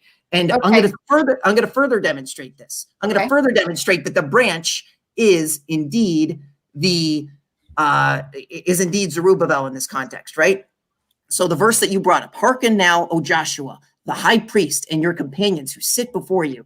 They are men worthy of a miracle. Behold, I bring my servant, interesting word choice, the shoot, right? So, or the branch, tzemach, that's how we understand it, right? So if we go to Haggai chapter 2, here's what it says about Zerubbabel. Now, keep in mind the servant part. It says, say to Zerubbabel, governor of Judah, saying, I am shaking up the heaven and earth, and I will overthrow the throne of kingdoms. I will destroy the power of the kingdoms and the nations, and I will overthrow the chariots and their riders, and their horses and their riders shall come down, each one by the sword of his brother. On that day, says the Lord of hosts, I will take you, Zerubbabel, son of Shealtiel, my servant. Oh, same description as the branch who builds the temple, says the Lord, and I will make you a signet, for I have chosen you, says the Lord of hosts. So scripturally, we have a sound foundation that he is the servant, he is God's servant who builds the temple, who brings the stone. So Courtney, you want this to have messianic future prophecy? That's fine. But please do not tell me, as you originally tried to say, that this is an exclusive prophecy that only describes the Messiah, son of David, who you would describe to be Jesus, because it does not. Well, I would adamantly disagree with you. And this is because you're using, so you find that there are many people called a servant, but the Messiah himself is called a servant. And I can prove that. So what about the stone? The stone is Yeshua. I've already made that clear. And so we're going to ignore Zerubbabel. Okay, fine. That's fine. No. This Okay. stone makes no Isaiah. difference. What is Isaiah 28 about? Is that futuristic? Yes or no? This is gold. Okay, I'm losing this argument, so let's go to Isaiah 28. I mean, this No, is you're just not. No, listen. three-ring circus Ad at this point. hominem. You're ad You hominem. wanted to bring up Zechariah, and now you're running away. Okay. No, I'm not running away. You'll see once you get there that I am absolutely head on in this. So if you go to Isaiah 28, Isaiah 28. Isaiah 28. Is it or is it Jesus not? is the See, you don't definitive. want to answer. You don't want to answer because you know where I'm going. Hold on. Go ahead, Courtney. Is Isaiah 28 futuristic or not? Yes or no? On that day, he will be his crown of glory. These two heirs and the tables, in whom precept, and he said to him, the Lord shall be precept for precept. I mean, for the most part, it seems like there's things that are going on. But look, I don't want to say every single verse didn't have any sort of, Do you see, this is what I can never make my case because you'll never openly admit to anything. You say everything's messianic. So then nothing is messianic. Like, that's not fair. Well, it's not fair. It's not fair when Christians like you say to Jews that, let's, look at this and say that it refers to the Messiah and ignore the original context. That's not fair. And saying that Jesus is the stone, Jesus is the lamb, and Jesus is the toast on my... Like, come on. Like, let's be honest here. He didn't fulfill any of these. And you're using this like it's some proof text. Everything that I've mentioned thus far, he has fulfilled. So I will continue to go. You've now conceded that Isaiah 28 has futuristic application. I didn't concede anything. Look, if you want to do a study on this. What is Isaiah 28 to you? You said it does sound like it's futuristic. Did you not? Look, I'm not going to commit to saying that this is entirely futuristic or that has any sort of thing to that, honestly. I don't, honestly, it talks about the trampled the pride of the drunkards of Ephraim. It sounds like the destruction of the northern kingdom a little bit, which would have happened in the past. So I'm not going to say it's entirely futuristic. And this is why I didn't want to ask you. This is why you said, oh, you're running from it. I'm not running from it. There's a reason I'm asking what I'm asking in the form and the way that I'm doing it and in the order that I'm doing it.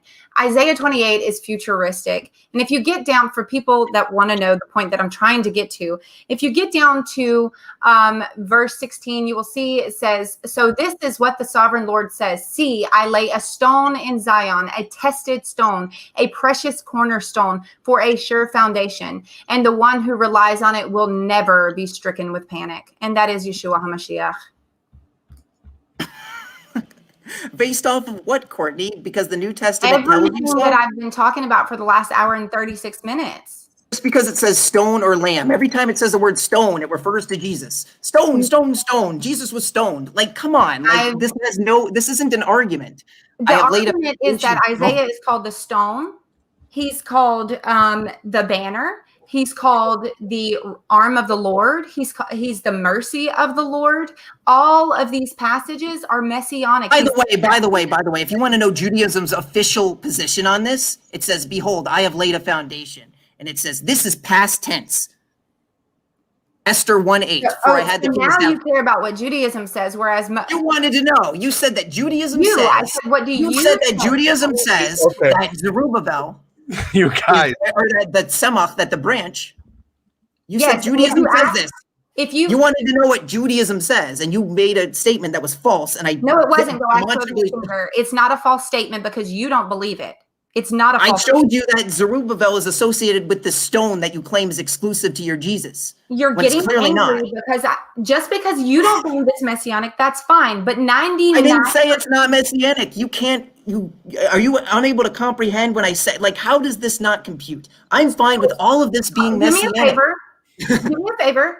Call in to Tovia Singer's show and ask him: are all 5 mentions of the branch? Are they talking about? I absolutely will.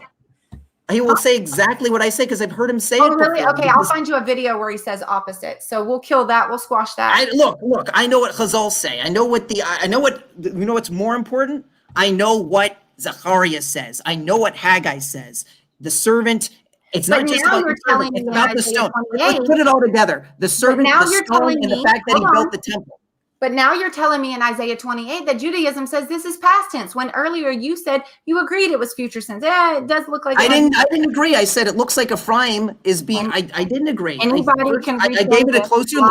I never agreed. I said, it looks like a lot of it's future. And then I looked and it's talked about Ephraim being, and then I looked at the specific verse that you said, and I wanted to know, since you were concerned with what Judaism says about it and you misrepresented it, I looked at what Judaism has to say. I'm sorry. It says it is, if you want to know what Judaism says on that, it says it's past. I'm sorry. If you want to know, that's it. But it's not, I don't need to know what Judaism says about the Tzemach. Funny, unequal weights. No, I'm not talking about the Tzemach. I'm talking about the stone verse that you brought up in Isaiah 28. Any intelligent person can see the point I'm trying to make, Yehuda. Come on. Well, you're misrepresenting Judaism on two fronts. You're trying to make me admit something that isn't true. Judaism doesn't see Isaiah 28 as future tense entirely.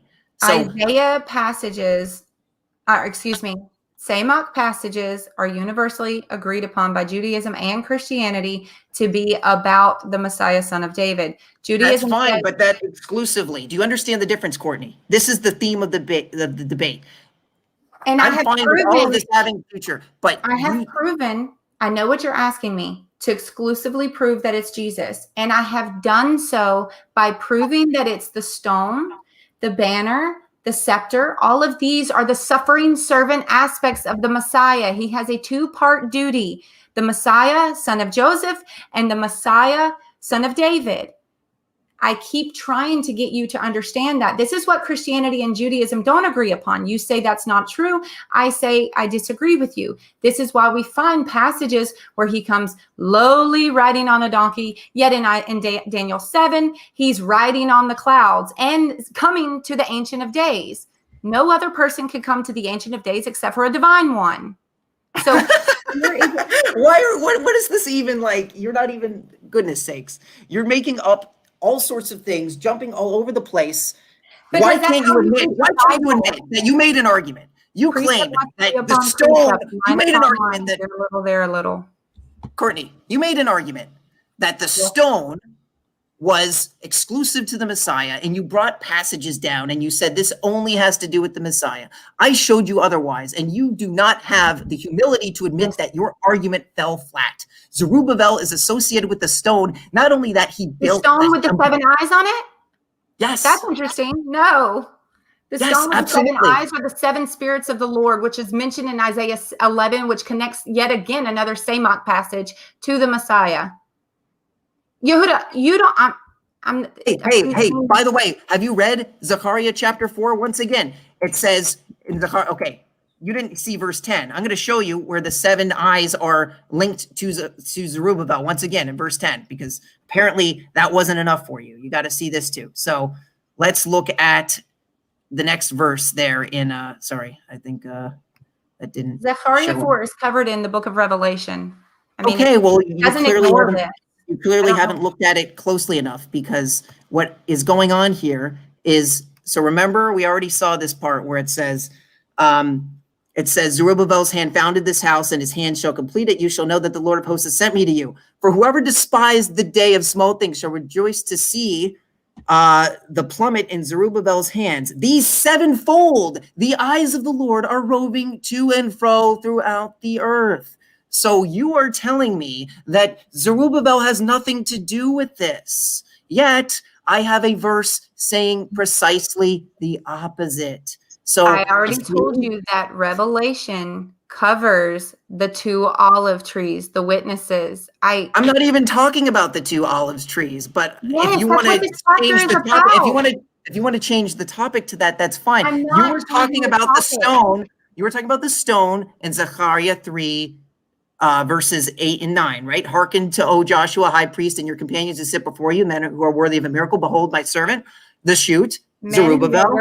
Behold, the stone that I have placed before Joshua. 7 eyes are directed to 1 stone. You said, oh, this has nothing to do with Zerubbabel, right? Untie the knots. The Lord of the hosts will renew the iniquity in 1 day. And then the very next chapter, not only does it talk about Zerubbabel with the stone, it talks about him building the temple. You know, it says, you are a great mountain before Zerubbabel. You sing a plain. He will bring out the stone of the main architect with shouts of grace to it. And the Lord of the word came to me saying, Zerubbabel has founded this house. He built the temple, and his house shall complete it. And you will know that the Lord of hosts has sent me to you. For whoever despised the day of small things shall rejoice and see the plummet of Zerubbabel's hand. These sevenfold. Oh, like, did you forget about the 7 eyes on the previous verse? And you're going to tell me, no, ignore, pay no attention behind the curtain. Zerubbabel has nothing to do with this. It's all Jesus. Jesus is the stone. Jesus is the 7 roving eyes. It has nothing to do with Zerubbabel. Nothing. Yes. Psalm 118. How dare you? How dare you look at the face of my holy text and say this has nothing to do with what God says it's supposed to be? That's You're not going to get away with that. But you are No, it's the Bible's interpretation. It's a simple reading. You're saying let's ignore everything that gives any sort of fulfillment to anybody in their time, and then you're saying let's ignore this and say it's all Jesus because I'm going to make up my own standard for what Judaism believes. Yeah, Yehuda, let her explain what she is saying. I've not said that. I've tried to tell you over and over again that God hopes that by the time you get to these passages, it clearly dictates to you that there are messianic implications that you, the reader, should be able to pull out of there and understand what's going on. Because I think that's the portion that you are conveniently ignoring, right? You and I both agree on the reigning king aspect. To a certain degree, we agree on it. You ignore the passages that talk about the suffering servant. There is someone that suffers for the sins of Israel. Remember, he said, I don't ignore them. Okay, so you must attribute it to somebody else then. And either way, the point that I'm trying to get at is, again, I am the lawyer. Yeshua's on trial. I am speaking for him because the New Testament is claiming that he is the Messiah. And the only thing that I have to do is go back and look at the passages in the Old Testament and prove to you. But you conveniently ignore what the Torah says. You conveniently ignore the passages that ultimately lead up to Isaiah 7, which would proclaim that he would be born of a virgin. And you would say, well, then how is he Mashiach if he's born of a virgin? Is that something you would think? Maybe that's where I don't even need to go there. Okay, Courtney, because I already demonstrate, I can do that if you want, but I don't need to, because like I said, this debate was over when it started. I demonstrated that Isaiah's son is the fulfillment of this prophecy, and you tried to bastardize the prophecy by saying it was supposed to be only in the future. You ignore Isaiah's word. I don't have to do any of that. You ignore alma means a virgin every time. I just showed you in Proverbs. I showed you Betula. No, so you literally ignored the legal context of virginity. Remember to me that you sent me a private message. Now, please do not make me have to prove to everyone that you did not say this in the private conversation. Say what? Yeah, I would love for you to say. Hold me accountable. That you made the statement that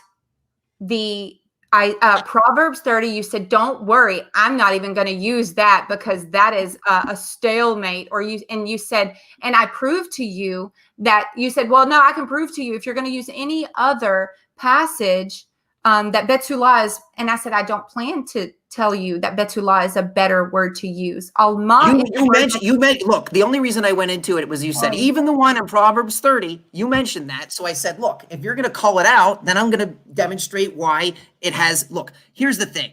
I think that the end of the debate linguistically is what I showed you in Deuteronomy 22, because in Proverbs, you have a little bit of ambiguity, right? You said this would never stand up to a test in court, right? You're looking at it from that perspective. But what will stand up to a test in court, because that's literally what the text is about in Deuteronomy chapter 22, is that Betula is exclusively used in that passage and Alma is nowhere to be seen.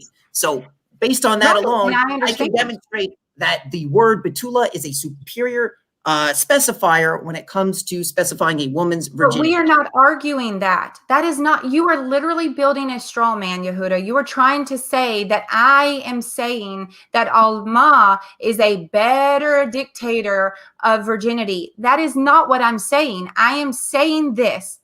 You cannot prove not one single time contextually or semantically that this Alma in any passage was not a virgin. And I dare you to prove it. I did, using Proverbs 30. And then you said, even if I accept that, you know, I mean, I know why you didn't want me to bring it up in the debate. I don't think you were expecting what I had to say, because it's not an argument that you're going to hear. Listen, Courtney, I'm not Tovia Singer. I'm sorry. I'm not Tovia Singer. These arguments that I'm bringing up. Wait a minute. I never said I didn't want you to bring it up. I'm saying, well, I had an argument that you hadn't seen before, and you really didn't know what to do with it. Wait, what argument? What argument? The first three things go under the category of being too wondrous, and the fourth thing is only under the category of being unknowable. No, that's false. You're trying to say that the vav there dictates a gap in time. I'm talking about the word pela. I'm talking where the word pela versus basically yodea, understanding. So that's what I'm talking about, is that at the very least, you have an opening for that fourth thing to be described as something not necessarily wondrous. So that's why when you see the verse, the next thing, when it says, it's not the next thing, it's specifying such is the way of an adulterous woman. She eats, wipes her mouth, and says, I have done no wrong. Which is it's not the fourth, it's describing the fourth thing. It's a description of the fourth thing, because that's the unique thing. That's the one that's unique. So it's giving a description. What? Solomon can't count? If he couldn't count, then that would be a fifth thing. But Baruch Hashem, Solomon knows that last thing that he's describing is describing the fourth. So according to your interpretation, there's five things. According to my understanding, then why doesn't he say there's one thing that I find so wondrous under that text? Let's look at it again. Let's look at this under the microscope. Here I go. Hold on, Yehuda, before we look, just let Courtney respond. Before we look at it, just let Courtney respond here. Go ahead. Go for it. Okay, let me see if I can't get it pulled up here. Okay, can everyone see this? Yeah. Okay, actually, I have to make it bigger. Okay, there we go. Yeah, it may be small. So verse 18, this is where he starts. If you look at the chapter, he's counting all the way through the chapter. It's just kind of the theme of the chapter. There are three things that are concealed from me, four that I do not know. One, the way of an eagle in heavens. Two, the way of a serpent on a rock. Remember, he mentioned four things: the way of a ship in the heart of the sea, and the way of a man with an alma, a virgin. Right. Because if you not a virgin, but yes, an alma, because every time in prior to this, all 6 times, you cannot prove that she was not a virgin. So the burden of proof is on you to prove that this person was not a virgin. So keep the screen up. It says, so is the way of an adulterous woman. She eats, wipes her mouth, and says, I have committed no sin. Then the next thing it says, under 3 things the earth quenches, and under 4 it cannot endure. So let's go back up to verse 18 where it says, there are 3 things that are concealed from me, under 4 that I do not know. And then it lists 4 things. And then you have verse 20, which is just hanging out alone. So you're saying Solomon hanging out alone by itself. So you're saying, so what category does this fit into? Is it its own thing? This happens numerous times in the Bible. It's its own thing, and then he starts a new list later, so that verse 20 has nothing to do with any of the surrounding verses. It's just, I'm going to talk about an adulterous woman for no reason. It has nothing to do with the previous verse, even though it mentions a woman. It has no description here. That's what you expect us to do. And by the way, that would mean that he would not be able to count, because there would be a 5th thing that is unaccounted for. Your interpretation makes my interpretation not being able to count. Is a standalone, and you can't prove, because in verse 19 is the 4 things listed. Then verse 20, it discusses something else. And then it continues on. This is done many times in poetic passages. Many times. That's fine, Courtney. I'm just saying the evidence, like I said, this isn't the defining thing, but I think there's more evidence in my favor that it's referring to an adulterous woman, aside from, let's make a list of things and then make something that has nothing to do with the list and then make a new list. Why would he not include this 5th thing that's described as being counted? Like I said, your own argument goes against you by saying Solomon can't count, because according to your interpretation, this would be a 5th thing unaccounted for. It's a standalone thing, and it's a right. So that's your only. That's the only way you can get away with this, is you can say, it's not describing the alma, even though the previous verse says that it is, because I want it to only mean virgin, even when the evidence is staring me in the face. So look, we can either call this a stalemate. I can bring up Deuteronomy 22 and demonstrate that betula is a better word to use. Either way, you lose. My point is that Isaiah's word. We don't even have to do any of that. Isaiah's word is against yours. He says, "My sons are signs, not things to come." He says, My No, I've sons are already signs. proven the things to come. I've already proven that. But see, you You haven't don't proven anything. You don't agree with Judaism when it's time to, like, in other words, I think that if there was a mature rabbi, he would say, I understand why you did what you did in the debate, but I think you should honestly take a step back and look at the fact that, yes, we do identify these as messianic passages. I said I identified every single one of them as messianic, Courtney. Everything is messianic. None of it Jesus fulfilled. Okay, that is the let me rephrase. I'm sorry. I meant to say of David. Well, for example, I showed you the stone verse that you claimed was exclusive to the Messiah, son of David. And then I demonstrate that not only is this branch referred to as Zerubbabel who carried the stone, but also the servant, which is what the branch is also described as. So using your system of hermeneutics, where you're looking for anywhere it says stone and servant and all this sort of stuff, you are using a double standard by ignoring the initial context that this refers to Zerubbabel in the immediate context. Once again, do not ignore that. Say it's about the Messiah all you want, but don't tell me Jesus built the temple, as it says, by the way, in Zechariah chapter 6, right? So in Zechariah chapter 6, it says that this individual, this tzemach, this branch, it says that he will build the temple. So what do you think the Messiah said when he said, I go and prepare a place for you? What do you think Zerubbabel did after the destruction of the temple when they went back to do what? Jesus is on trial. And if you were to ask him that and he were to give his response and says, I go to prepare a place for you, you would have to accept that answer and say, okay, now how does that actually go against or add to anything? But you're not able to do that. This is a 2,000-year ongoing debate. Yehuda and Courtney are not going to solve it. This is because one side doesn't see something as messianic and the other side does. That's not true. That's why it's never ending, is because you're misrepresenting my understanding. Things can be messianic without them. For example, Psalms 110, I understand to be messianic, but I don't understand it to be exclusive to only the Messiah. It has better fulfillment in Abraham, for example, because he was blessed by Melchizedek, blessed Abraham. Okay, let's go there. This is a perfect transition point. Because I'm glad that you brought that up. Sure, I know you don't want to deal with Zerubbabel being the branch. I know we already have overwhelming evidence for that, Isaiah 7:14. So let's move on. Listen, let's move on. You can believe that you won. That's fine. I think anybody that looks will see that I've made a clear picture from the very beginning all the way up to Isaiah 7.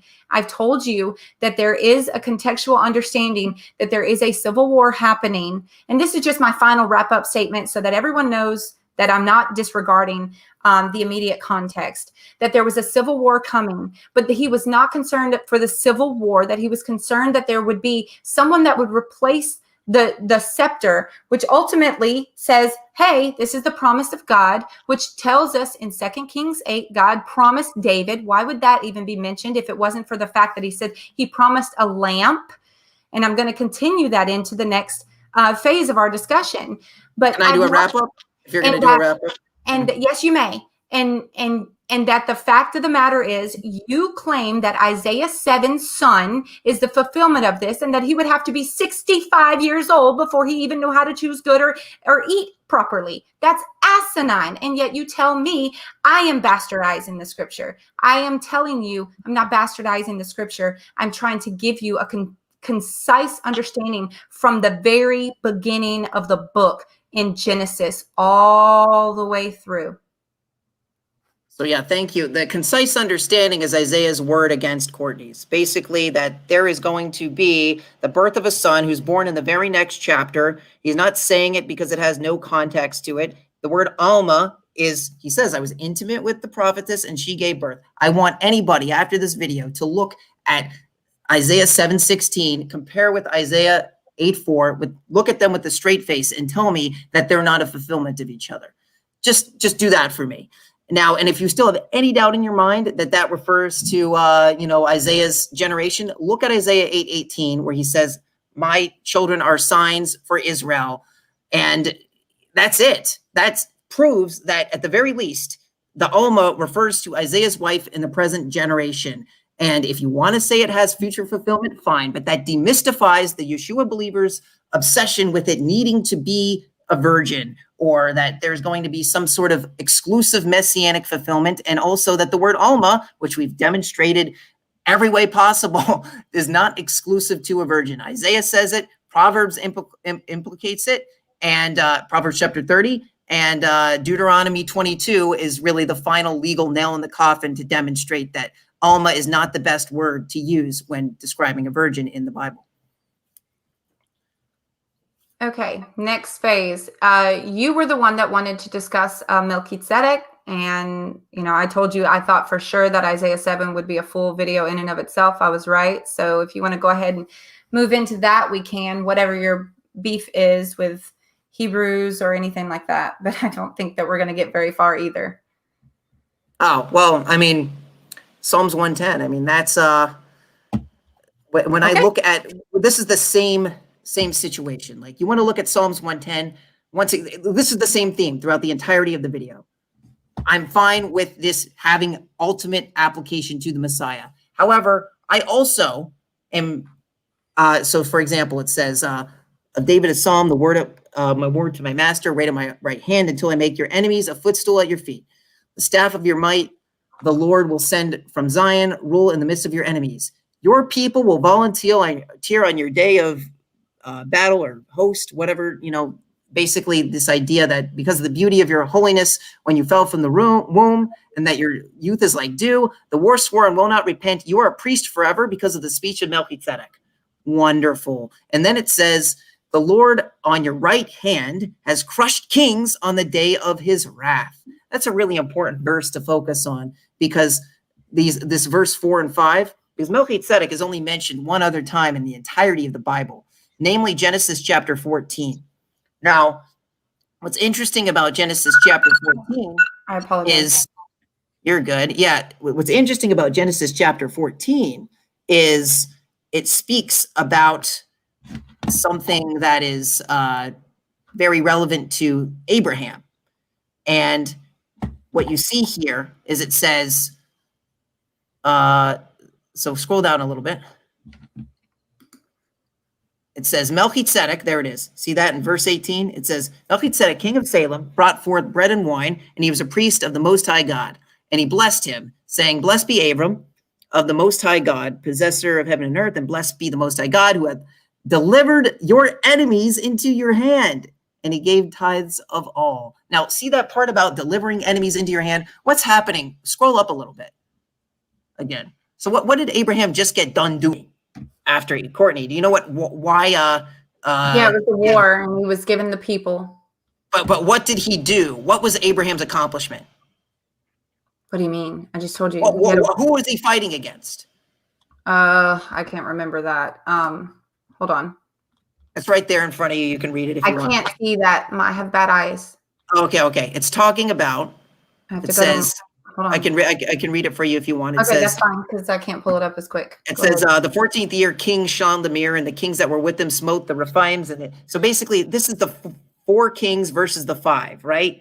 You're familiar with this story? I don't remember all 5 is what I'm saying. You don't need to mention all 5. The only point is to mention that he defeated the 4 kings, right? That was his accomplishment here. Then we look at Psalms 110, verse 5. The Lord on your right hand has crushed kings in the day of his wrath, right? So you have a direct fulfillment of Abraham. Not only was he blessed by Melchizedek, right? You know, of the order of Melchizedek, he also crushed kings on the day of his wrath. And then it says, wait at my right hand until I make your enemies a footstool at your feet. Go back to Genesis 14, and then you can see where it says explicitly the blessing that was, scroll down a little bit. It says, yeah, that highlighted verse, and blessed be the Most High God who has delivered your enemies in your hand. That's a fulfillment of Psalms 110, at least in the immediate context. This, in the immediate context, refers to Abraham. Now, please do me the courtesy of not telling me that I don't say this is about the Messiah, because I have no problem with it applying to the Messiah. My issue is saying that it refers only to the Messiah. And that is what you are going to do inevitably, because you've done this with Isaiah 7. You've done this with Zerubbabel in there, and you've done this with literally every passage that has context in their original time. So I'm just telling you right now, this has to do with the Messiah, but not only the Messiah. That is my position. And that's what I said in the beginning, that you will just say everything is messianic. So it looks as though you never lose, or you never have any, you don't have to prove, or you don't have to then have accountability for not believing that Jesus is Messiah. You say, oh, because I mean, well, the thing is, this is actually in line with what, here's the thing. We're not using rabbinic texts, right, for a reason. But this happens to be what rabbinic Judaism believes. And it also happens to be what you believe. So rabbinic Judaism believes that that's about David. No, you want me to show you what rabbinic Judaism says? I can show you several sources of rabbinic Judaism, sir. What? Which opinion of rabbinic Judaism? I mean, for one thing, Rashi. I can show you the Rashi. If you want. Okay, so we're going to go to him rather than go to the earlier sages. We can go to the early sages too. I can show you in the Talmud where it says it's about Abraham. You want to see that? But what I'm saying is oh, you don't want to go there now. No, because we said an amount of sources here. No, we said that we would not. You said you didn't want. You said this, not me. Right. You said you did not want to discuss any Talmud because we don't have to. You said that there were Christians use the Talmud to prove that there is two comings of the Messiah, one as the lowly, and then one riding in the clouds. Look. So I don't care. You want to use whatever you want. We don't have to use anything in rabbinic writings to demonstrate my point that this is not exclusive to the Messiah. I gave you scriptural proof that it refers to Abraham. You said Judaism doesn't believe that. I said you're wrong. Okay. You walked into that. You were the one. Look, I agree. Notice that the only time I bring up rabbinic Judaism is when you misrepresent it. Anybody watch this video and you'll see I brought up rabbinic Judaism when you said that Tzemach only referred to the Messiah, and that's untrue. And I can show you rabbinic commentaries that say otherwise. But mainstream rabbinic Judaism today, again, the joke. Oh, you want me to show you the Rashi? Is that not mainstream rabbinic Judaism? Because I can show you the Rashi. We can play this game all day. My point is that's why we're not. Oh, your point is you're wrong. That's your opinion. There's so many opinions within Judaism, but what I'm trying to say, then don't say that mainstream Judaism doesn't believe this. Oh my God! Really? So Rashi isn't mainstream Judaism now. Rashi isn't mainstream. Is Tobias Singer not mainstream? I mean, he's pretty mainstream. Tobias Singer is a rabbi that debates Christians. I don't know what to say. I mean, like he has, like, I would imagine that. Look, he's not like like the end all be all. Look, if you want to look at the sources, we can look at the sources. We weren't going to do that in the debate, so I don't need to. But I'm telling you right now that Abraham fulfills this independently of me bringing up the rabbinic sources, which you, by the way, said that rabbinic Judaism doesn't say. And I'm just telling you it does. So you walked into that. I didn't walk into anything. I'm simply expressing, and it doesn't matter what I say. You're going to say that I'm wrong, but anybody can do. I'll show you the sources to prove you wrong. I'll show you the sources to prove you wrong. After this, there's a difference between me saying you're wrong and me proving you wrong, right? I could say anything I want, but when you misrepresent what rabbinic Judaism says, I'm going to show you otherwise. And look, like I said, we can look at Genesis 14, independent of what the rabbis say, and compare it with what is said in Psalms 110. It just so happens the rabbis agree, but it also is the fact that the text agrees. Now, so I'm going to point out something that, you talk about Abraham and Paul. Well, I believe, let me just go ahead and preface this. I believe that Paul wrote Hebrews, regardless of who, people believe, whatever. So Hebrews in chapter 7, verse 9 says, and this is like one of my first times, by the way, bringing up anything New Testament. One might say that even Levi, who collects the 10th, paid the 10th through Abraham, because when Melchizedek met Abraham, Levi or Levi was still in the body of his ancestor. I'm not sure if you're aware, but did you know that the Messiah came? Do you know what the order of Melchizedek is? Let me ask you. Yeah. What is it?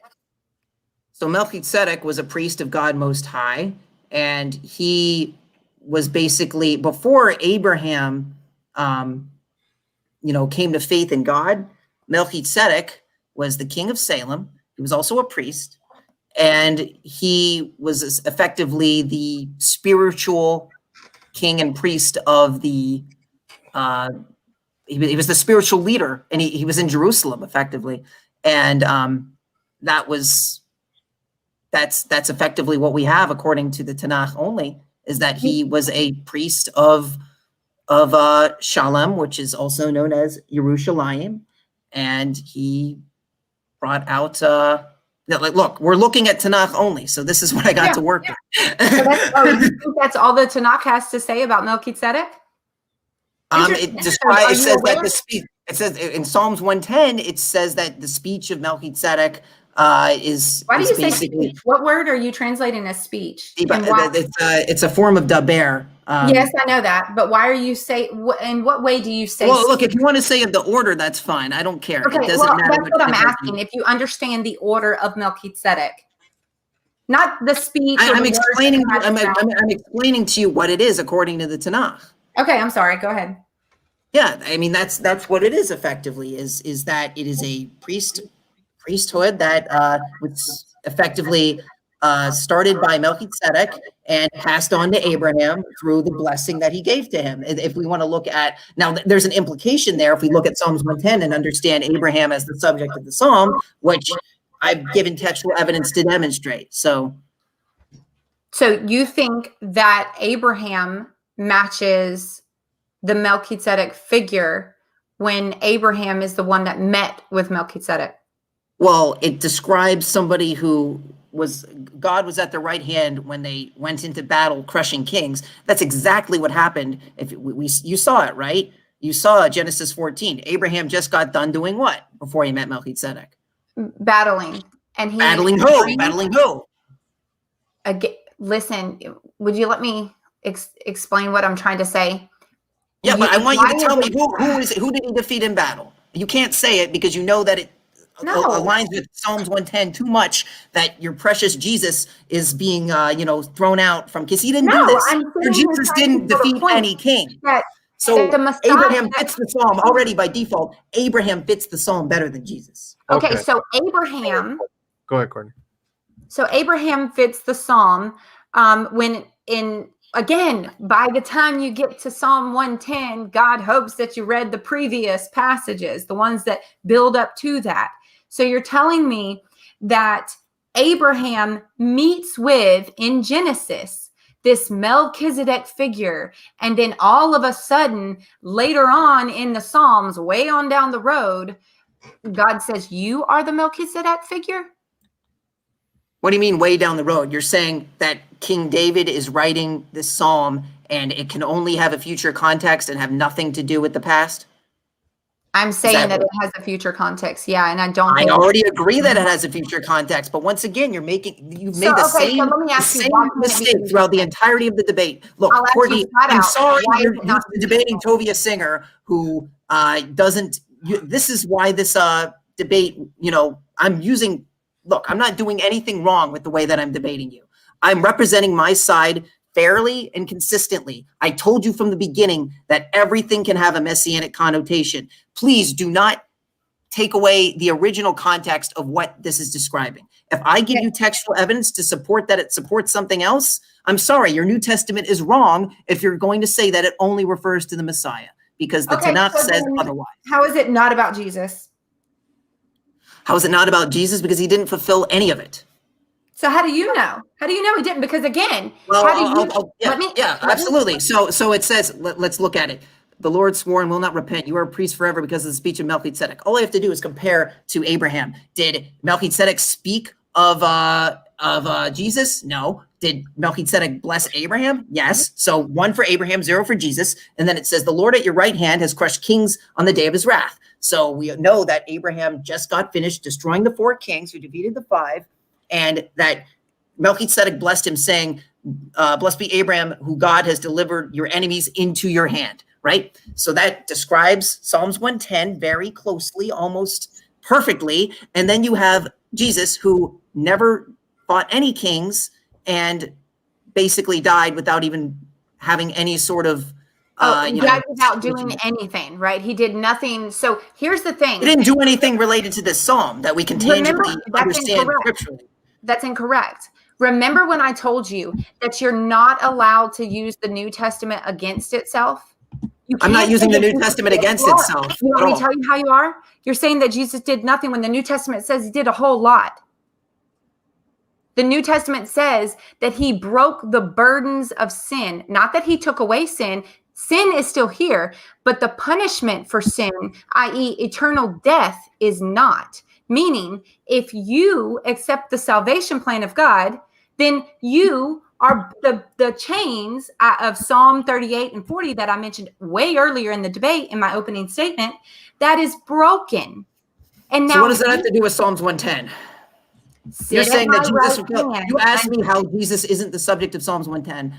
I don't see anything in the Psalm describing that. So in the New Testament, it says that Yeshua sits at the right hand of the Father. And if you read the New Testament, which I don't think you've ever really read the New Testament in light of Messianic prophecies, maybe from a mainstream Christian perspective, but not in Messianic prophecies, that you would clearly see that the Messiah will come back. And we know this because Paul explicitly talks about passages that are in that day, the day of the Lord.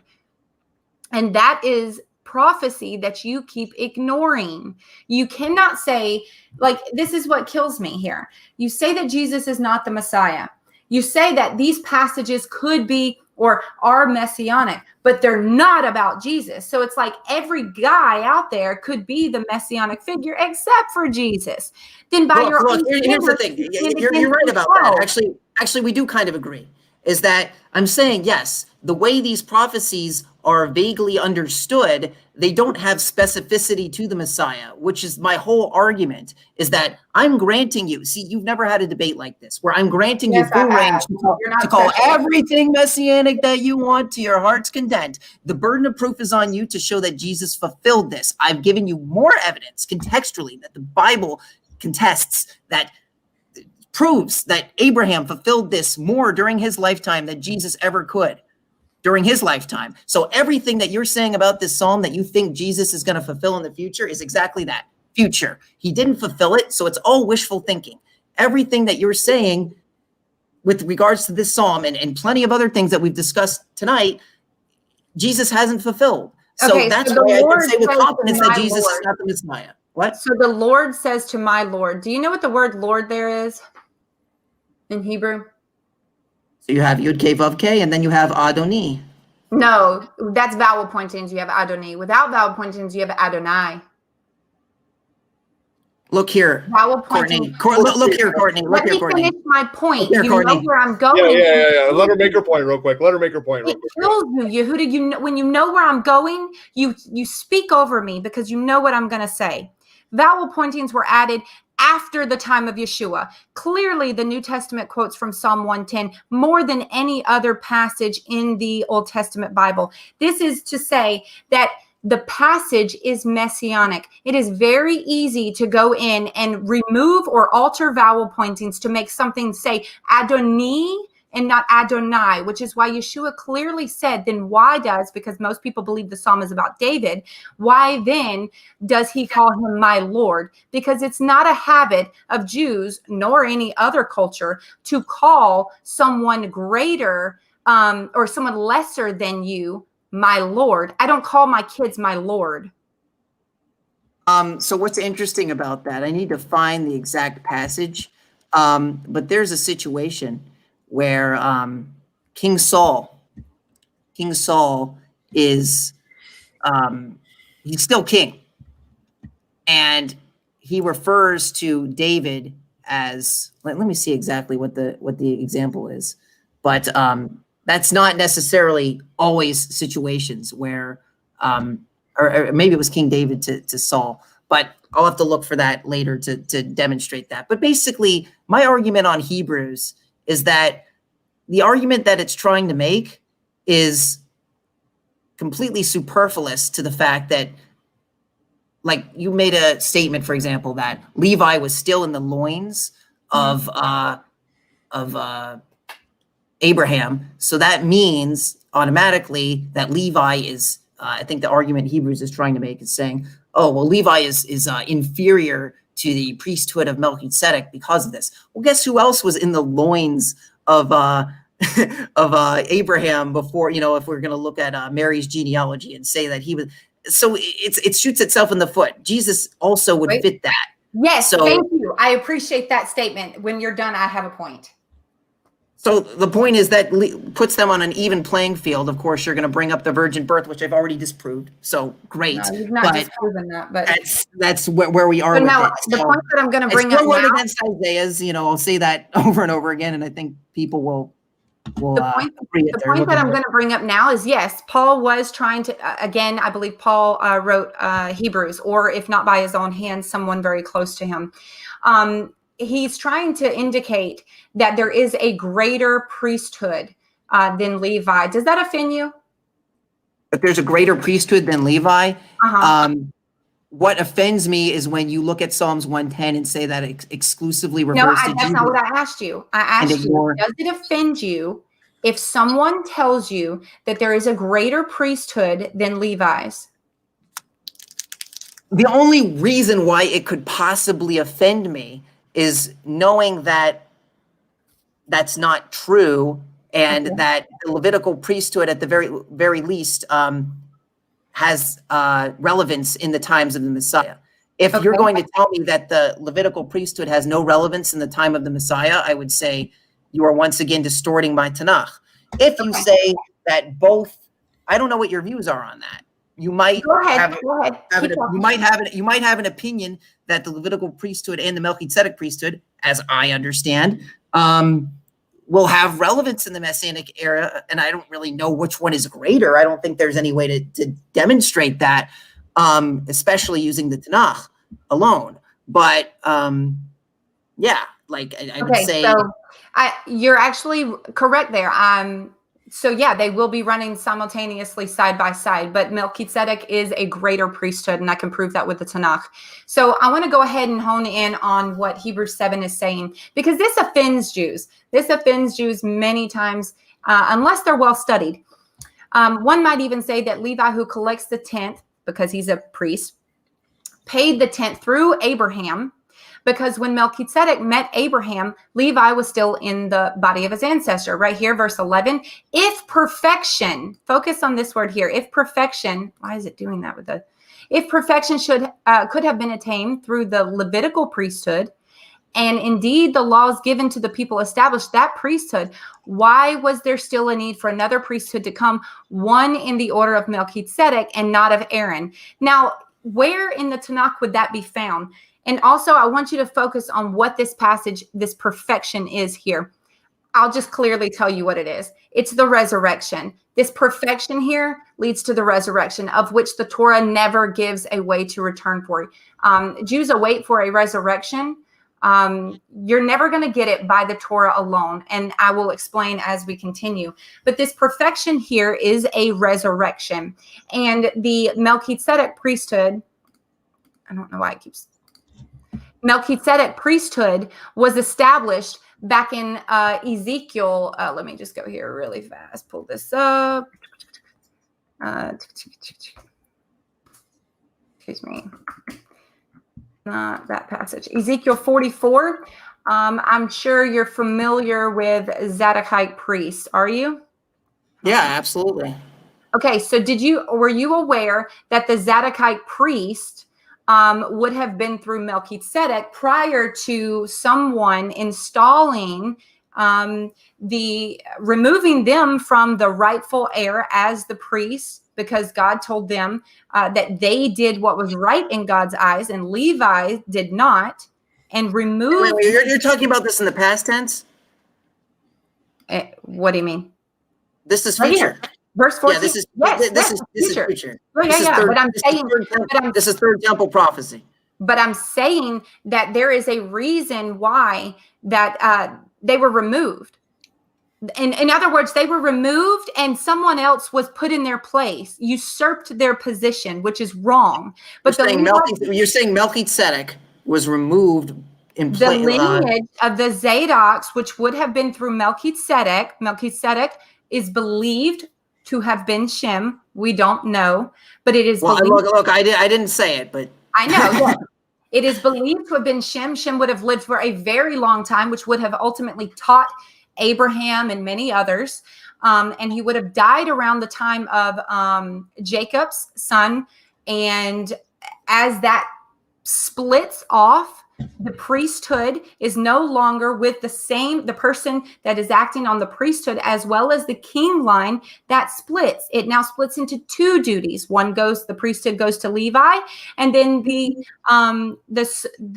Judah has the kingly priest. So everyone that says you can't be a priest and a king, well, Zechariah tells us that that will be restored, and there will be peace between the two. And we can get both. That's referring to two separate people. No, it's not. Proof of yeah, I can prove it to you. You want to go into that? I'd love to demonstrate that. We will look at the Hebrew, but let me finish. Absolutely. So Melchizedek, I'm not sure if you're aware, but Yeshua would have descended from that line, because you remember when how much of the New Testament do you know? Mary goes off. She is found with child. She goes to visit her family. John's mother is pregnant. Look, if Melchizedek is Shem, then literally we are all descended from, like, all people descended from Shem, which would be literally all of Israel would be priests of Melchizedek. And honestly, But there is. What? Sorry? But it hinges on the virgin birth. No, it doesn't. Yes, it does.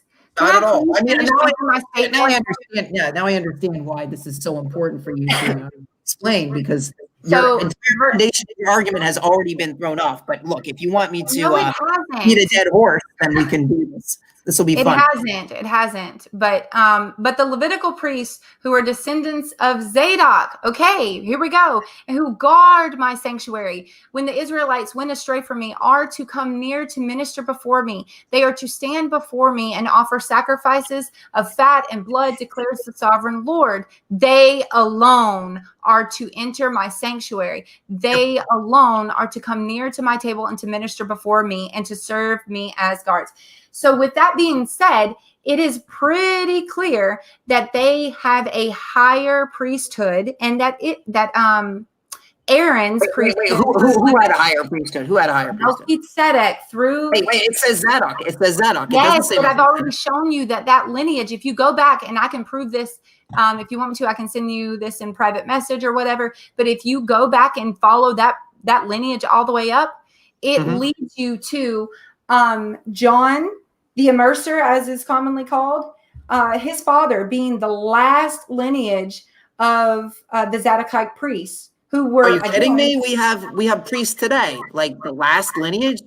That's talking about the Second Temple time. I'm talking about today. We still have Zadokite priests that There's exist. no temple. There's no temple. Yes, exactly. So what's going to happen? Temple, and you have no way. There's no temple, and you have no way to prove who is Messiah, son of David. None. The records were destroyed. That's why look, understanding the Messiah, son of David, the proof is in the pudding. Jesus didn't fulfill the prophecies when the bloodlines are gone. You have no way, according to your own standard. The majority of by the way. The majority of Jews today are we're called Jews because we are descended from the kingdom of Judah, which primarily consisted of Benjamin and Judah. So the issue with chances are. Listen, can I ask you, how do you know what you don't know what you are? You truly don't.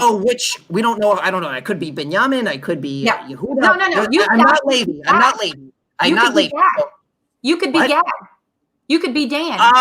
Less of a chance, but the better chance. The better chance is that I'm either Yehuda or Binyamin. That's the better chance. My point is, let me tell you why they're called the lost tribes, because no one knows who they are today. Now, the reason why when Ezra came back, the reason why people attached themselves that were otherwise maybe intermingled from multiple different, the 10 tribes, they would have attached themselves to the people who would not have lost their identity as fast, which would have been Judah, which would have been the priest. Why? Because Judah is the king line, and Levi is the priest. This is why most Jews all identify as Jews. They don't call themselves Hebrews. They don't call themselves Israelites. They don't call themselves Gadites or anything, because they don't know what they are. So the only thing they do is identify as a Jew. But that this is actually there's biblical precedence for this, by the way. Yes, I know. So, like in the book of Esther, you have Mordecai. He's described as descended from Kish, from King Saul. Which, by the way, I found the passage that I was looking for, but we can look at that later. Where I talked about in Hebrews, it says that the blessed, the greater is always, or the lesser is always blessed by the greater. And I can show you an example where that's not true, where King Saul blesses David. Oh my gosh, you're gonna pick up like okay, never Well, mind. I mean, it's important because I want to demonstrate that Hebrews is false and doesn't, like I said. Then you demonstrate that your own Tanakh is false then, because there are many times, like for example, God is not a man, and then elsewhere it says God is a man of war. Oh, interesting. You want to completely strawman the argument. Okay. No, I'm not strawmanning. If Very, you're you absolutely are. I'm talking about, look, it says in, for example, 1 Samuel chapter 26, it says, and Saul said to, this is verse 25, and Saul said to David, blessed be you, son of David, you shall both do great things and you shall prevail. And David went on his way and Saul returned to his place. Now let's look at Hebrews 7, building its case for Jesus being the only priest of Melchizedek. This Melchizedek Hebrews chapter 7. This Melchizedek was a king of Salem and a priest of God Most High. He met Abraham from defeating the from the defeat of the kings and blessed him. Abraham gave him the tenth of everything. First, the name Melchizedek means king of righteousness, and also king of Salem means king of peace. Without a father and mother, without genealogy, without beginning of the days of life, resembling a son of God, he remains a priest forever. Just think how great he was. Even the Abraham gave him a tenth of everything. Now, the law requires that the descendants of Levi who become priests collect a tenth from people, that is, from their fellow Israelites, even though they are descended from Abraham. This man, however, didn't trace his descent from Levi, yet he collected a tenth from Abraham and blessed him, who had the promises. And without a doubt, the lesser is blessed by the greater. False. I just demonstrated that King Saul, unless you want to tell me that King Saul is greater than King David, then when we look at so you're First saying Samuel, your argument is that if someone that is lesser says a blessing, a bracha over someone else, then that refutes what Hebrews says. I'm saying Hebrews makes an absolute statement that is false. It says, and you can pull it up if you want. Or it can make an absolute statement that can appear false. It's saying without a doubt, the lesser is blessed by the greater. But you're not looking at the context. Superiority. To argue the context is the priesthood, What? not a random blessing in the Tanakh somewhere. Wait, sorry, say that again. The context is the two priesthoods, not a random bracha said to someone somewhere, sometime in the Tanakh. It says without a doubt. I'm looking at. There's a clear distinction there where the oldest was switched. I mean, that's not the point that it's trying to make. You're strawman.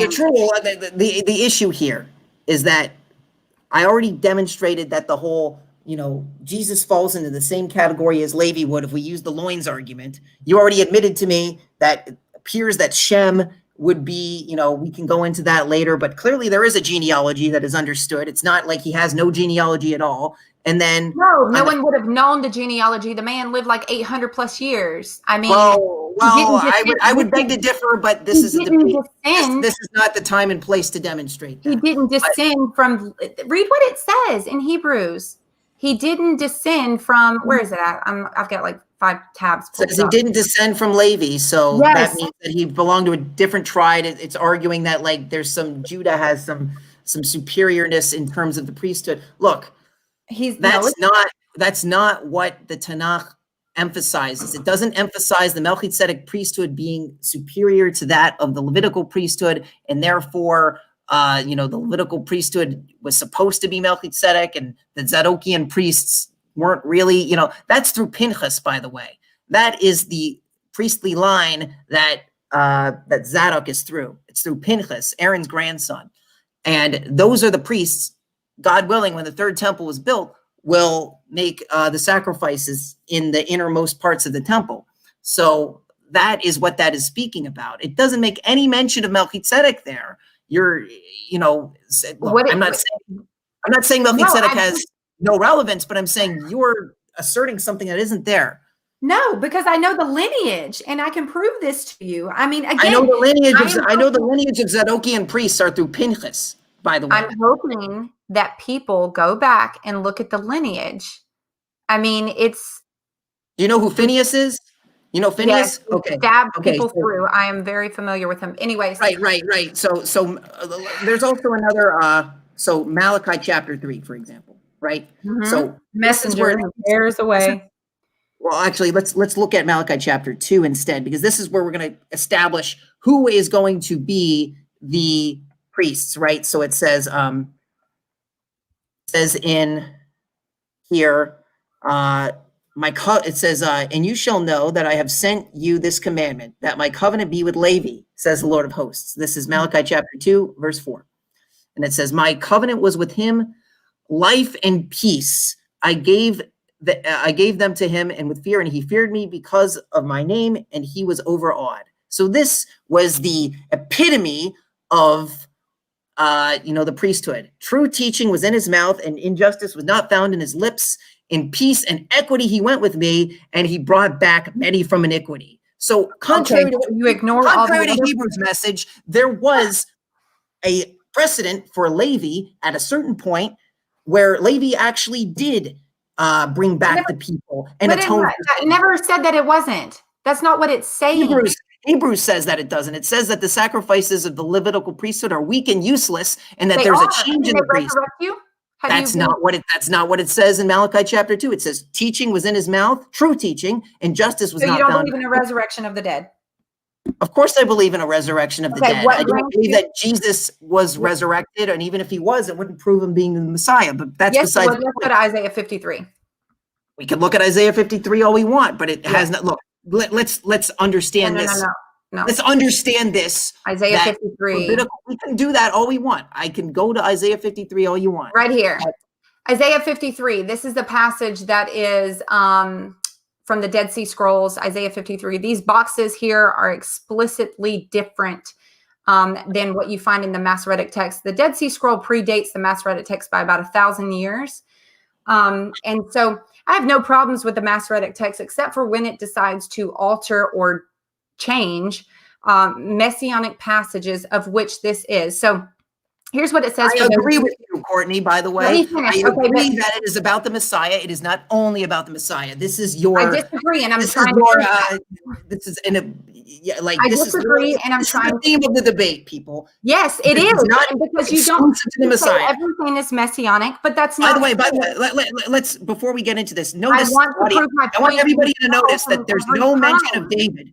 You don't want me to prove my point. That's shady looking on you. I want you to, absolutely, but I want to start with the premise that there's no mention of a Davidic king here exclusively, right? No, like we agreed at the beginning. Isaiah 53 says, who has believed the arm of the Lord, or who has believed our report? To whom has the arm of the Lord been revealed? So again, I've already proven who the arm of the Lord is. So let's go forward. The Masoretic text reads very differently in Isaiah 53 than the Dead Sea Scrolls does. In the Dead Sea Scrolls, which is about 1,000 years older than the Masoretic text, we find some very interesting variant words that can alter the reading and understanding completely. The first box here, everyone look on your screen, you can see it right here. It says that the top word is ayin mem vav, which means his people rather than my people, as the Masoretic text says. While some may argue that the last letter in the Dead Sea Scroll is a yod, as it is in the Masoretic text, the letter yod is very similar to a vav, but only shorter in handwritten scrolls. For those people who don't know Hebrew, I'm saying this, I'm sure you're aware. However, the meaning changes with the vav at the end of ayin mem as opposed to the yod at the end. In short, if this is a vav at the end and not a yod, this word reads his people with third person singular possessive words for the transgressions of his people, thus proving vicarious atonement with him being the asham, which is found in Leviticus 5, which is the guilt offering, mentioned in verse 10, which was typically used for the sins one committed without knowing that they sinned, meaning a sin of ignorance, especially against the holy things of God, such as the temple, his holy days, the priest in the temple, etc. It was found in Leviticus 6 and 7. It's coupled with repentance, restitution, and when you realize that you did in fact sin, you would bring a sin offering called a chatath. Second square, this one right here. Now this one is interesting because this one had to have the core or the root word completely altered to make this read as it does in the Masoretic text. So it says the red square, make sure I have this at the top, The red square is a singular pronoun used, and that word is different yet again than the Masoretic text. The word in the Dead Sea Scroll is bet, which means in.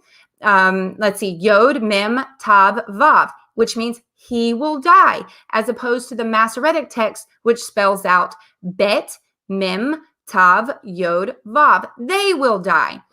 What is interesting to note is that you have to flip the place of the vav right here to bring about the root word.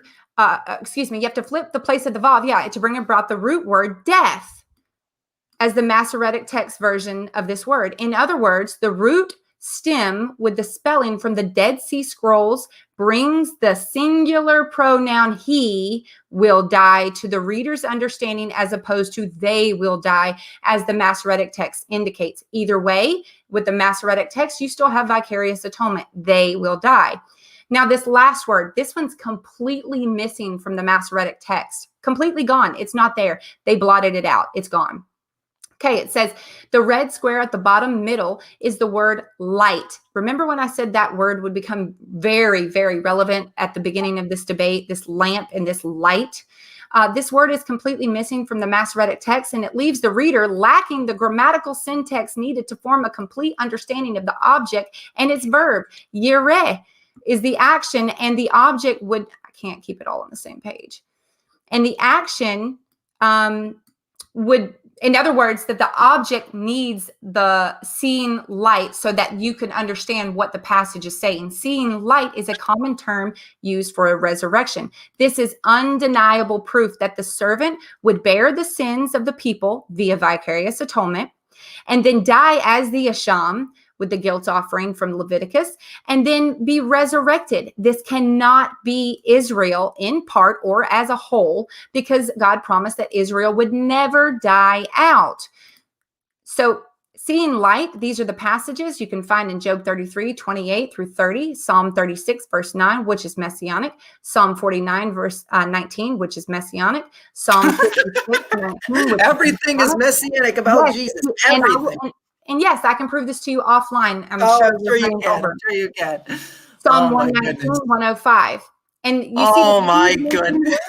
The seed mentioned. Let me finish. I'm almost done. Please. You're doing a wonderful job for my side. Yeah, I am. As you can see, the seed mentioned here in verse 10 of Isaiah 53 is the seed that would be as faith as Abraham did. The faith that Abraham lived first before he walked out his faith in action and obedience, meaning Abraham didn't get circumcised first. That came way later in his walk, because the New Testament hinges on the fact that we are children of Abraham. And anyways, thus this was granted to him as righteousness. This faith, this belief before actions was granted to him as righteousness, that his seed would be blessed.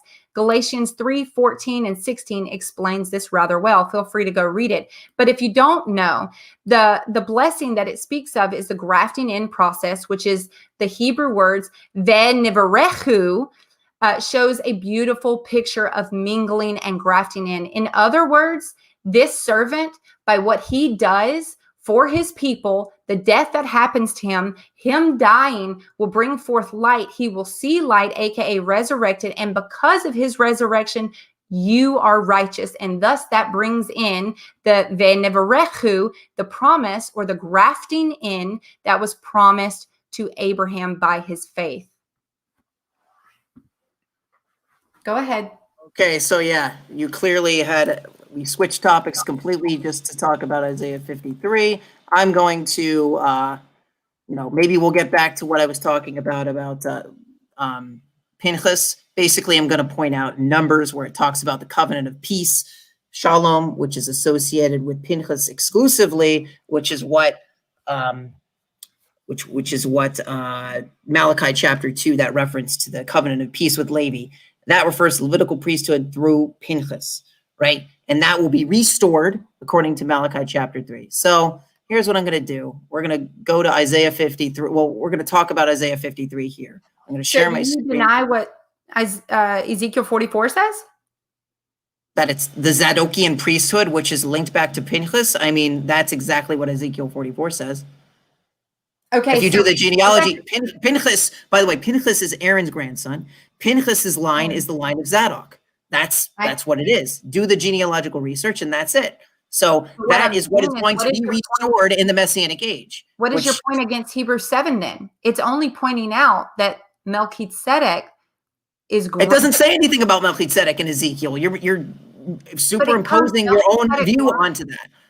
No, I've already explained the line. This is why I moved on, because I've already explained my point. Your point isn't relevant to the text. You're using complete, like there's nothing in the New Testament that even links the Zadokian priesthood to Melchizedek. It doesn't say that the sons of Zadok are actually Melchizedek priests. That's literally something that you pulled out of your No, and I can show it. It doesn't say that. I promise you. Like I right over your head. You show me the chapter and verse where it says that Melchizedek priests were originally seriously like this John the Immerser, which was related to Yeshua, came through the Zadokite line. His father was Zadokite. Okay. How does that have anything to do with Ezekiel? Mary.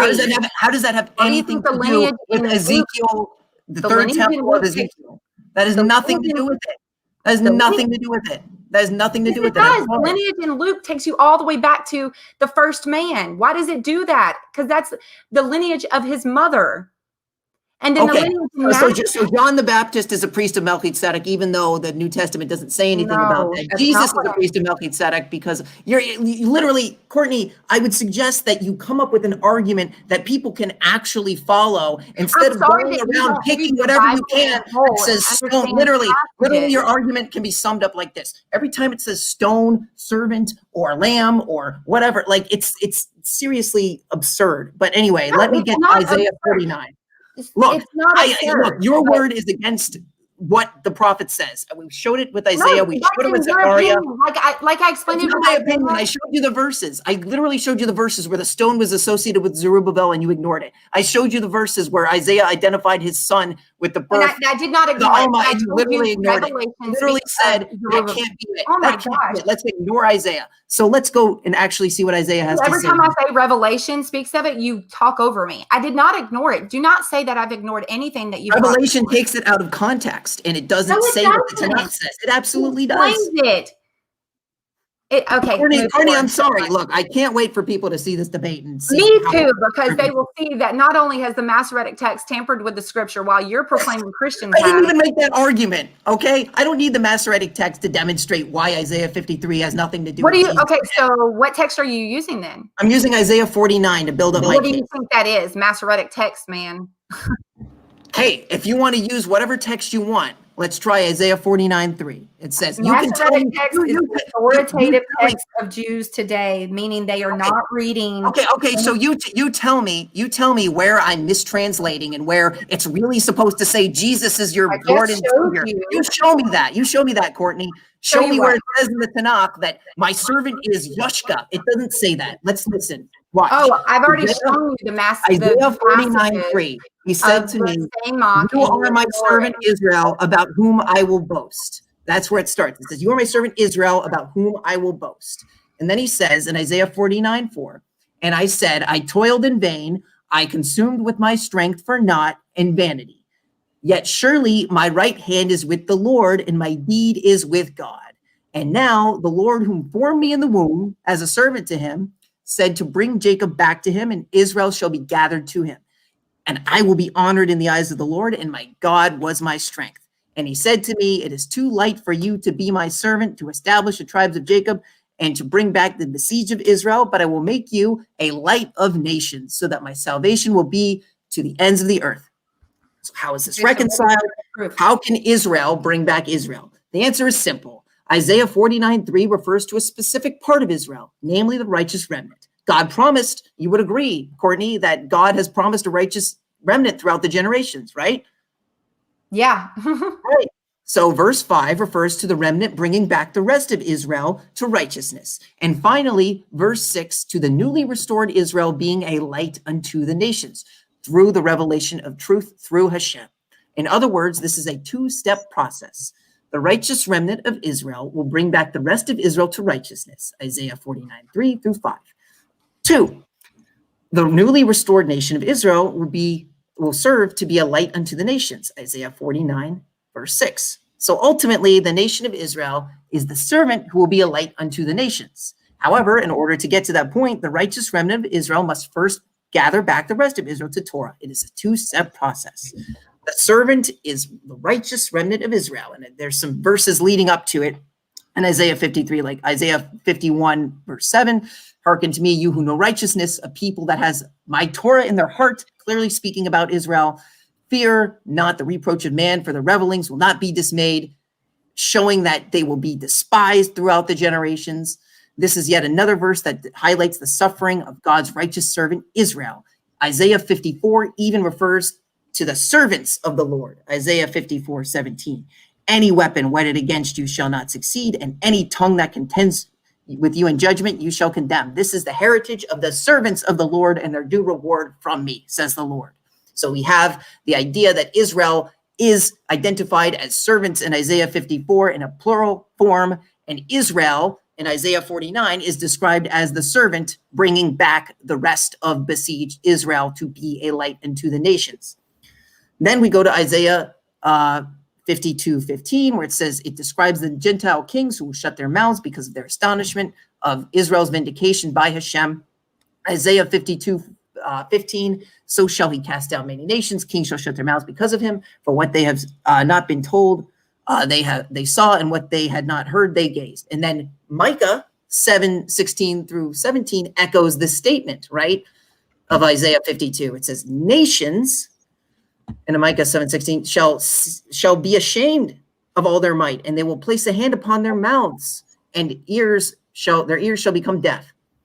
And they shall lick the dust as a snake, as those who crawl in the earth, and they shall quake from their imprisonment. They shall fear the Lord our God, and they shall fear you. And now there's a famous verse in Isaiah, I think it might be Isaiah 9, where it says that the servant will not, have any deceitful speech found in their mouth. So Isaiah 53, verse 9, I think it might be, it could be verse 10. I can't remember which, but it says, the remnant of Israel shall neither commit justice nor speak lies, neither shall deceitful speech be found in their mouth. They shall graze, lie down, and with no one to cause them to shudder. So we also have textual evidence to support with in Isaiah, and let me see if I'm going to look for that real quick here. Okay, so while you look for that, can I just ask, is your point that Israel is called a servant? My point is that leading up to Isaiah 53, Israel is called the servant. And like at the beginning of the debate, we had a Davidic king at the end of days that is described as, we both agree that refers exclusively to the Messiah, son of David. For whatever reason, I don't know what that could be. Maybe it has something to do with it being called David, their king, in the end of days. That might have something to do with it. But it's interesting that we disagree on Isaiah 53, Isaiah 7:14, Zerubbabel, all these things that aren't exclusive in talking about the end of days exclusively. And no, Isaiah 50, the suffering servant part is what we disagree upon. Right. So I understand it to refer to, look, I agree that it can also refer to the Messiah. Once again, Isaiah 53, fine, servant can be the Messiah, but don't you dare tell me it doesn't refer to Israel as well, and that it has fulfillment in the nation. Dies and is resurrected. What? That would be what you're saying. Israel would die and then be resurrected. Did you read Isaiah 53? So if we take Isaiah 53 hyper literally and we look at the verse where it says, oh yes, because when it says that Isaiah, for example, it says in Isaiah 53 that it says that the servant will have offspring. And for some reason, that part is metaphorical, but the rest is hyper literal. Right? No. I explained the seed. The seed mentioned, the seed of the people that are resurrected. Is a resurrection passage. Oh, okay. So this can't refer to anybody but the Messiah when Israel has suffered throughout the millennia. Literally, the scripture actually says that the servant refers to Israel. It says that Israel will bring back the rest of the remnant. Zechariah calls the Messiah a servant, but you conveniently say that's not David, son of David. I said Zechariah refers to the tzemach as I didn't say it didn't refer to David. I said once again, Courtney, this is enough. I've really had enough of you misrepresenting what I say. I said Isaiah 53 is about the Messiah. I said that tzemach is about the Messiah, and you have done this literally a dozen times throughout the debate, misrepresenting my position. All those things are about the Messiah. However, they also refer to Israel, for example, in Isaiah 53, not just the Messiah included with the rest of Israel. And I just gave you textual evidence to support that. And also, I give textual evidence and you ignore it. Because it's false. It doesn't fit with the context of what is going on. I give you textual evidence to demonstrate that look, I give you textual evidence that it's not hyper literally referring to offspring, and you ignore that. And you say, oh, well, that everything else fits with Jesus perfectly, when really it didn't. Like, the only reason why you associate this with Jesus at all is that the New Testament gives you an indication that it might, not because any of these things actually came true, right? So that's ultimately, yeah. I mean, everything is hinging on, let's assume the resurrection is true because the New Testament says it is. You haven't given us any reason. Courtney, you haven't given us any reason. But your point. You didn't let me finish. You haven't given us any reason to trust the New Testament as a legitimate source for interpreting the Tanakh, because every time you bring up a passage saying it refers to Jesus, I give you a better answer. And no, that's in your own mind. I know you're very arrogant to think that you're giving better answers, and you can think that, and I'm sure Jews will think that. But the fact of the matter is intellectual people who study the Bible will see that I've given far more scriptures to uphold my position, and that I've now showed you not only the Dead Sea Scrolls, but that the fact of the matter is that these messianic passages have been altered out of the very authoritative text that you Jews read. That's kind of shady. It's not shady when we look, I'm fully admitting messianic context here. You are falsely accusing me of saying it has nothing to do with the Messiah. I am fine with it. For the 100th time, when I say the Messiah, I mean Jesus. Okay, well, Jesus does not have to do with this passage, and I'm demonstrating why. You are saying things, your entire case, you've been saying things like Jesus is the stone. I give you a better answer. Zerubbabel is actually being spoken about here. Okay, Jesus is the priest like Melchizedek. Okay. So who's the right arm of God? Actually, Abraham is the fulfillment of that. Okay, Jesus is Isaiah 9. Well, actually, Hezekiah is, because it says from now. No, I mean, it doesn't say, none of that is what. I'm saying that's what I've demonstrated scripturally. I'm saying I've demonstrated this scripturally from now into eternity, and you say, no, it has to refer to. Because it's messianic. What you're missing is you think that I am saying the moment Isaiah says what it says, you think it was in that time forward. I never said that. That's Isaiah says that. Isaiah says that. You have to abandon the actual meaning of what Isaiah says and ignore it. We've already discussed this. We're not going to rehash this out with Alma and what he says. We've already discussed. Is it a 65-year-old? Exactly. Look, I told you this debate would have been over at the beginning if you actually listened to reason. I knew you were going to take me down. The one who says that a 65-year-old baby of Isaiah. You still won't even admit, after I showed you Deuteronomy 22 refers to the legal definition of a virgin as Betula exclusively, you still have the nerve to say that alma is a better specifier, because you think 7 times, even the time when I demonstrated with more evidence on my side that it refers to an adulterous alma. 80-year-old women. Literally 2 strikes against you there.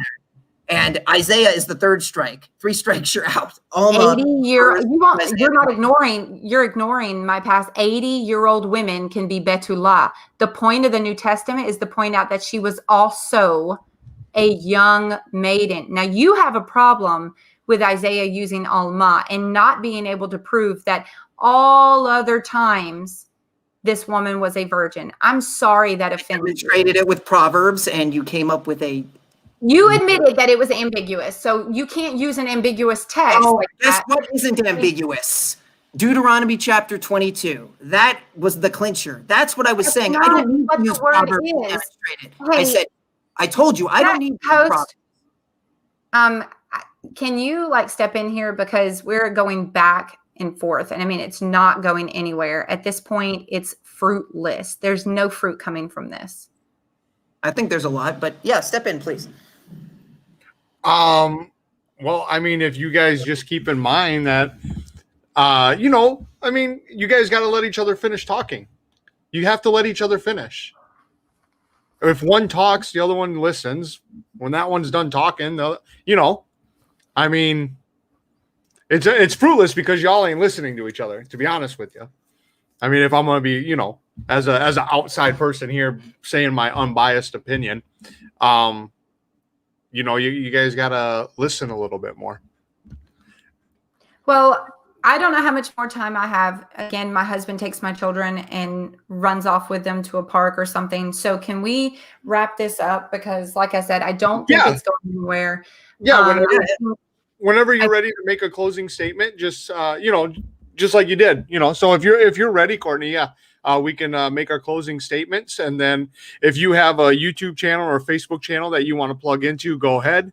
Well, I want to give him the opportunity to finish his point, but yelling at me saying that I've misrepresented him when I've pointed out what mainstream Judaism says, and things like that. So it's just circular at this. We're just going back and forth, and there's no actual discussion of the text. I bring up points and I'm told everything's messianic. So if everything's messianic, then there's no way to say it's not about Jesus. I bring up text that the servant, which would be messianic, he's called a servant. But again, all the passages that I talk about, he's a servant, he's a branch, he's this, all that is just ignored. And so if that's ignored, then there's no points in this debate. I accept what he's saying, that Israel is called a servant. That's why I asked him, let's cut to the gist of it. Is Israel a servant? Yes, Israel is called a servant, but Israel is not the only servant. I agree. Okay, so in Isaiah 53, this figure dies. This figure is resurrected. Again, if we're going to talk about what the New Testament says about Jesus, it says that he fulfills that scripture. Now, you can't prove that Jesus does not fulfill that scripture. Okay, I guess. Here's the thing. I thought Yehuda was at the point that the scripture, could fit Jesus, but it could fit other people as well. That's what yeah, and that's kind of where I'm going with it. Is if you want it to fit Jesus, I guess there's a slim possibility that maybe he would, but I wouldn't say that it proves him to be the Messiah in any way, because it's not exclusive to the Messiah. That's my point. Okay, so again, which makes me say that I bring up the passages about the arm of the Lord being revealed, and then the passages where it says, yet it pleased the Lord to crush him and to cause him to suffer. And although he makes his life an offering for sin, he will see offspring and prolong his days. So here he is dying, yet the Lord says he's going to prolong his days. And notice again in verse 11 that the word light was removed just in case. God wants you to know that this is a resurrection, and he will see light, aka be resurrected, and be satisfied. And then it says, by his knowledge, my righteous servant will justify many and will bear their iniquities. So the point is it can't be anyone else. Again, the New Testament is who I'm defending. I'm not defending the previous people that say they were Messiah or whoever else, because this text is exclusively applied to Yeshua in the New Testament. And so what you then as a Jew have to do is say, is this right? Is this applied to him correctly? Well, it says he's going to die. Okay, he died. Says he's going to be resurrected, yet it says that he's going to prolong his days. How did he prolong his days if he died? And then it says that through him, many will be justified. They will be made zadik, like they'll be made righteous and just. And so if you look back at all of this, you don't get a picture of a random Israelite or a random Jew or a random anybody. You get the picture of only Yeshua. That's it. That's what I'm trying to say, is that while you say it can be anyone, I'm saying No, Yeshua is who's on trial. And he said, this is my defense. He threw it out there. And you then have to go, well, Isaiah 53, I'm reading. Well, this is what happened in the New Testament. Well, that seems to match. So And you're let's not- look at the Tanakh. Let's look at the Tanakh then and see what the Tanakh has to say and see how many parallels we can see. So you're right. Yeah. I was just about to finish my argument about this. There's more to say, obviously, but if you can see here, I want you to look at what I've highlighted in red. So Zephaniah chapter 3, verse 13 says, the remnant of Israel shall neither commit injustice nor speak lies, neither shall deceitful speech be found in their mouth. They shall graze and lie down, and no one shall cause them to shudder. And yeah, let's zoom in here. Let's zoom in here so you can see this. Isaiah 53:9, still speaking about the servant, right, Courtney? That's after a resurrection, but yeah. And he gave his grave to the wicked and to the wealthy, with his kinds of death, because he committed no violence and there was no deceit in his mouth. Connect these words, the remnant of Israel. This is not a singular person. The remnant of Israel refers to a collective group of people. The righteous, who Courtney admitted earlier, is a promised group of people who will exist throughout the generations that Israel exists. So here we have a direct parallel to the remnant collective, not just the Messiah. The Messiah is among the remnant. I have no issues with that. I do have an issue with saying that Isaiah 53 refers to a singular person and only the Messiah. And moving on to Isaiah 60, it speaks of the future Israel who was previously despised by the nations as being vindicated at the end of days, also echoing in line with the suffering, despised servant of Isaiah 53. Leave this page up, please. I have a point to make. Oh, you can't see it? No, leave it. No, go back up to where you can see Isaiah. Stop. Leave this page up. I have a point to make when you're done. Yeah, and it says the children of your oppressors shall go to you bent over, and those who despised you shall prostrate themselves at the soles of your feet, and they shall call you the city of the Lord, the Zion, the Holy One of Israel. So there you have it. The suffering servant of Isaiah 53 is ultimately the nation of Israel. Please note that the Messiah is a part of Israel too. And I would also like to demonstrate that these prophecies here, right? Isaiah 11:1, a shoot shall spring forth from the stem of Jesse, and a twig shall sprout from his roots. You believe this refers only to the Messiah, right? You would say this refers to Jesus and only Jesus? Right? How about this? Ezekiel 37:24. And my servant David shall be king over them, one shepherd for them, and they shall walk in my ordinances and observe my statutes and perform them. Does that refer exclusively to Jesus and no one else? My servant David? My servant. Yeah, I mean, typically. Right. Okay. So you understand, we're in agreement on these, because I also agree that these refer exclusively to the Messiah, son of David, and no one else. Okay. You say it's Jesus. I say it's a future king. Then Did you? Hold on. Did you say Isaiah 11 was also? I just showed Isaiah 11. Yeah. Yeah. But I couldn't. Right. I'm asking. Yeah, I agree. We're in agreement there. That's referring only to the Messiah and no one else. Okay. So. Okay. Yeah. So then Hosea chapter 3, verse 5, we already discussed this. You admitted that refers only, it's very clear, David, their king, and they shall come trembling to the Lord at the end of days, right? So we're in agreement there, right? That refers exclusively to the Messiah, no one else. You say that's Jesus, I say it's someone else, right? We're in agreement? Yes. And then Jeremiah 30, verse 9, where it says, they shall. You see the pattern here? David, their king, whom I was. Yeah, but I need you to. We all agree here. Now let's look at Isaiah 53. No, please. Is there any mention of a Davidic king there? Any mention of a Davidic king? Wait, what? What are you asking?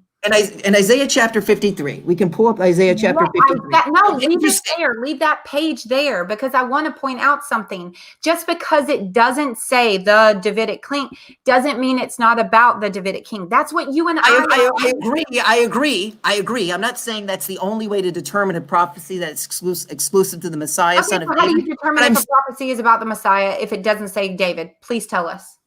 Well, there's a certain degree of contextual understanding. End of days is a very good indicator of that it's something that will be fulfilled in the future of the end of days. So that gives us some relevance to it. But when we have Israel surrounding the passages, right, I can even give you a passage in Isaiah chapter 55, very close to Isaiah 53, where it mentions the word David. And I guarantee you, you and me will both be in agreement that this refers to the Messiah, son of David. Yet for some reason at Isaiah 53, we're a disagreement there. Because this servant dies, are you saying that the remnant dies out? No, I'm not taking Isaiah 53 hyper literally like you are. That's my point. See, do you see how we're at a stalemate? Because you say you take things hyper literally that you think fit Jesus, and then you take things poetically like whatever, Proverbs. And likewise you do as well. And likewise, admit it, you do as well. Yes or no? What? Likewise, you do as well. Yes or no? I'm demonstrating contextually that you are inconsistent with your interpretation. Likewise, you do as well. You say Isaiah 53 is not hyperliteral, yet you admit that it could be about a Messiah because many passages are messianic. So you take something it's not exclusive to a singular individual. It is actually. I just literally read the Dead Sea Scrolls and proved that. I just proved to you that the surrounding context of the chapter implicates that it's not referring exclusively to one person, that rather it's referring to the servant. The servant is Israel's referred to the servant throughout the entirety of the servant songs. You know this. So why all of a sudden would it change to the Messiah, son of David, and not even mention the Messiah, any sort of Davidic connection to it, and then it's definitive. So now you're asking why would God structure the Bible the way he did? Well, by the way, like I'm telling you, and I want to be able to share this on the screen, this is just 2 chapters away from Isaiah 53. Check this out. This is Isaiah chapter 55. Now, that is irrelevant. Listen, it is relevant because it's the context surrounding it. No. Okay, you don't want to talk about context. It says, okay, listen, I really got to wrap it up. So I want to. Okay, well, I want to. Do you agree with this prophecy? It says. No, I don't want to go any further until I know, because you don't want to see where we agree. It says in Isaiah 55:3. Just hold on, Courtney. Do you need to wrap it up? I do, and I do need to wrap it up because it's getting dark here. But I want to. I'm not saying. I don't know if you know that Isaiah 60 is used by Paul in reference to the Messiah. So all the passages, I was trying to agree with you, but you wouldn't stay on them. All of those passages are about the Messiah, but the problem is you're not seeing that it brings forth the resurrection. So Paul tells you that in Isaiah 60 that the light there is the Messiah. So in Ephesians, I think it is 5. I think it's Ephesians 5. Give me 1 second. I had it pulled up, but I guess it got booted out of the way. Share the screen. Do you have it pulled up or? No, sorry, I literally had it pulled up, but I guess I closed out the wrong one. Let me see. Let me do it this way.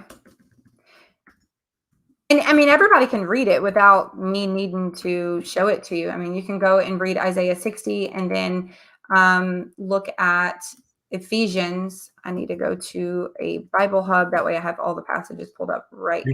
Ephesians what? I can't remember if it's 5 or if it I got 5 right here. Ephesians 5, I think it's 8. I think it's 8. I have it in my Bible. For ye were sometimes darkness, but now ye light, and the Lord walk as children of light. Yeah, so it's a reference to a resurrection. That's what he's trying to get people to understand there. And when he was talking about all the passages and he was listing them, I kept going, yeah, I agree. I kept trying to say all of those were about Israel, by the way. Messiah included. It's verse 14 of Ephesians. So if we look at Ephesians verse 14, you'll see that Paul tells you, so it goes, yeah, I had it pulled up, sorry. This is why it says, let me go up a little further. For you were once in darkness, but now you are light in the Lord. Live as children of light, for the fruit of the light consists in all goodness, righteousness, and truth.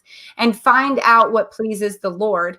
Have nothing to do with the fruitless deeds of darkness, but rather expose them. It is shameful even to mention what is disobedient to do in secret. But everything, verse 13, everything exposed by light becomes visible, and everything that is illuminated becomes light. This is why it said, Wake, sleeper, rise from the dead, and Christ will shine on you. So Paul was not redoing the Bible. He was giving his commentary explaining that the passage was indeed a and when I say messianic, let me make it clear, I'm talking about Yeshua, because it says, arise, shine, for your light has come, and the glory of the Lord is rise upon you. See, darkness covers the earth, and a thick darkness is over the peoples, but the Lord rises upon you, and his glory appears over you. Nations will come to your light, and kings to your brightness of your dawn.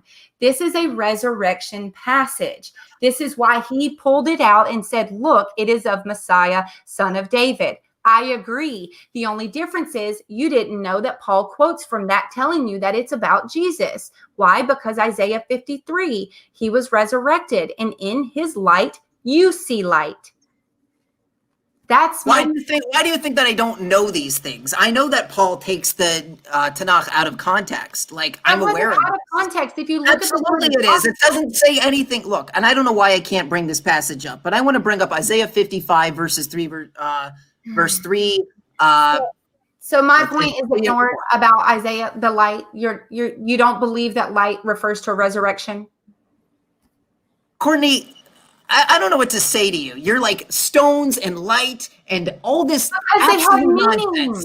Like Courtney, I can't take you seriously. I'm just going to be honest. I really can't take you seriously when you think you're making an argument that makes sense and you're really just throwing fluff. You might as well tell me every time it says the word son, it refers to Jesus. Every time it says the word this is like a caricature of a debate. You don't want to answer is what I'm hearing. Courtney, I absolutely disagree that every time it says the word light, it refers to a resurrection. No, that's not what I said. If you want to say that the word light might have some vague association with the idea of a resurrection, okay. But to say that you know the difference between specificity. Hold on. Again, you guys, we are getting to the point where we're not listening again. It's just one at a time. Please. I just would like my question answered so I can.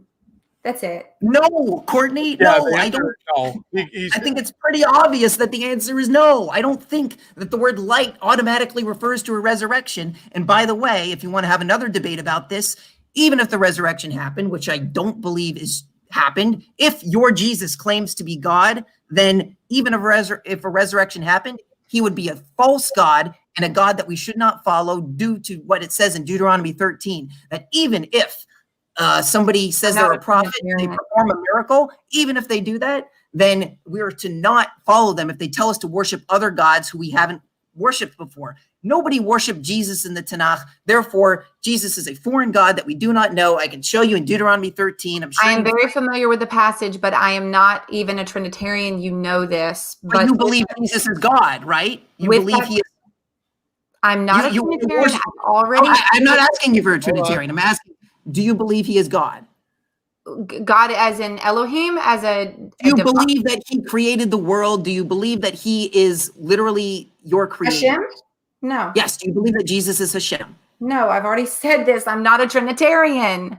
No, look, people are very ambiguous. So look, fine. Either way, I apologize if I misrepresented your understanding, but please forgive me if Christians and Messianic believers are not very clear into what that means. You said something about, Psalms 110, using it as though he had some sort of divine sonness that made him like God or something. And you weren't very clear about that. You don't agree with divine counsels. That's your issue. I agree with divine counsel. I don't believe that Jesus is God incarnate. I didn't say that he was. I almost said the name. Okay, well, I apologize if that's what. So fine, I won't use Deuteronomy 13 if that's the case. But thank you. The point. Look, I'm trying to represent you as accurately as possible. I can't say the same for you. But looking at this from the perspective, look, if you want to, apologize to me and let me know that your understanding of Zechariah chapter 3 verse 8 is within, that you said rabbinic Judaism rejects the idea that the branch refers to anybody but the Messiah. I said that don't misquote me. I said it is universally agreed upon by Christians and Jews that all 5 mentions of the branch in the Tanakh are about the Messiah, son of David. You said exclusively. You said exclusively That is earlier. what I said. You are earlier. You said now you've changed it. Now no, I did not. Anybody can go back earlier. You said it was exclusively. I say. But Amanda, look, we can look in the recording earlier, and we can do. We can I see said, that. Yehuda, I really have to go.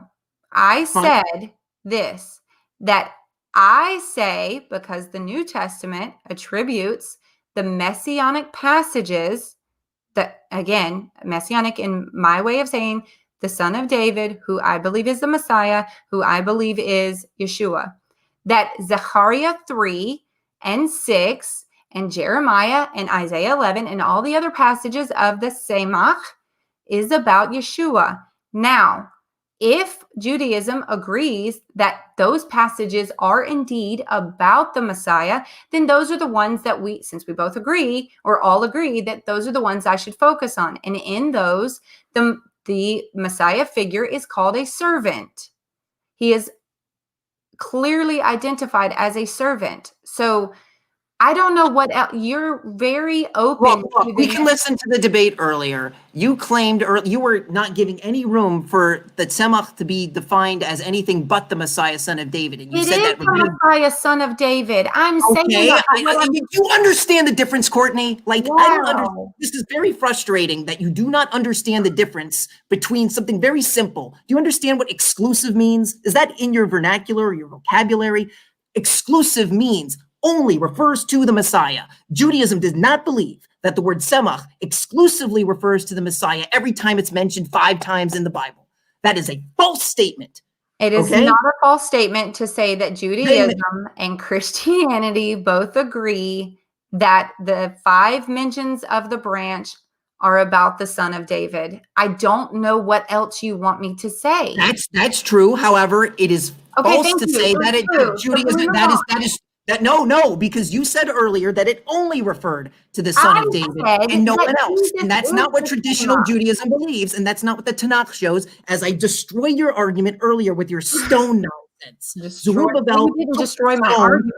Look, are you stoned? Like, I don't even know what to say. Like, what is the matter with you, Yehuda? Your spirit is really off, man. I mean, look, if you're going to make arguments that make absolutely no sense, then this is how you're going to be. Like, it literally makes no sense. Like, how you can look at these passages and make up like some almost like conspiracy nonsense. Like, that's what it sounds like. What conspiracy have I made up? That Jesus is the Messiah, ignoring all of the passages where actually ignoring the original context of what Isaiah is speaking about and saying, pay no attention to my son, even though I said this is going to be fulfilled in my day, where it's going to be in things to come. And this has nothing to do with my era. Isaiah 9:5, through 6. This has nothing to do with King Hezekiah. It's all about Jesus, who never ruled on the throne at all, despite the fact that Hezekiah ruled, and it says from now into eternity. Pay no attention to Zerubbabel in, Zechariah chapter 3, verse 8. Even, I developed this whole argument around a stone in it's more than just the stone. It's the arm. It is the branch. It is the banner. It is the mercy of the Lord. All of these passages that Jesus didn't fulfill. He's not a banner to anything. If you look at Isaiah 11, he didn't fulfill any of Isaiah 11. It talks about. Listen. What part of Isaiah 11 did? Hold on, Yehuda. Hold on. Let her answer. What part of let her answer. Isaiah, there are passages of the 5 mentions, each 5 mention of the branch. Do you ever wonder why there's 5 gospels? Each one of those shows you a picture of the 5 mentions of the branch. Each one that's why, like Tovia Singer will also say statements like, well, Mark never found it worthy enough to say this as John did. John's gospel has him to be like a divine one. And then Matthew is really kingly, and Mark called him the son of man. And this is because each one of these, Mark had a job. His job was to focus you on the son of man passages, which are of the 5 mentions of the branch. Each one of these is a a description of or a characteristic. So Mark is the servant of Zechariah 3, and he is called the Son of God. Okay, then you have Matthew, the king of Jeremiah 23, verse 5. His job, this is why Matthew is often stated by Christians to be very Jewish sounding, because it's writing about the Jewish king to come. And then you have Luke, who identifies him as the Son of Man from Zechariah 6, verse 12. And then you have John, which identifies him as the Word, the Son of God, in Isaiah 4, in particular, verses 2 and 4. And then you have finally Revelation, the judge, of which Jeremiah 33, verse 15 discusses of the Tzemach. So I'm not sure why you have made some of the statements that you've made, but I've made my case based on passages from the start of the book all the way through Isaiah, past Isaiah, into the book of Revelation. And I don't know why that's not clear for you. I really don't. And I don't understand why you are getting so angry, because you and I knew that we would not agree that Jesus would be the Messiah. The point is I've proven how to identify the suffering servant. You don't have to believe that. That's fine. But I've proven how to identify the suffering servant using the universal passages that Christians and Jews agree upon to be about the Son of David. And if not exclusively, the Tzemach is not exclusively according to rabbinic, not even rabbinic Judaism, according to the Tanakh. I showed you the Tzemach is described as the servant. So is Zerubbabel. The servant the Tzemach is described as building the temple. So did Zerubbabel. I really think that you're misrepresenting Judaism, because it. Oh, really? You want me to read you the Rashi on it? Because I want you to let me finish my statement. Well, then don't tell me lies about rabbinic Judaism when you don't have anything to back it up. Why would Judaism go out of its way to say this passage is about the Messiah, Son of David? In the same way, why would Judaism admit that Daniel 7 is exclusively about the Messiah, Son of David? You're wrong again. It doesn't say that either. What I'm saying is Judaism. Are you kidding me? Like, you just read Daniel's dream. He says it refers to the kingdom of the high holy ones that will receive the kingdom. So who is the one that comes to Pelach to worship? Look, if you want to look at the context of what's being understood, it says they will inherit the kingdom. It doesn't say only the Messiah inherits the kingdom. You are completely misconstruing the context of all of these passages. I have better answers. Or Daniel 7:13. Everybody can read Daniel 7:27. Read Daniel 7:27. See if it says only the Messiah inherits the kingdom.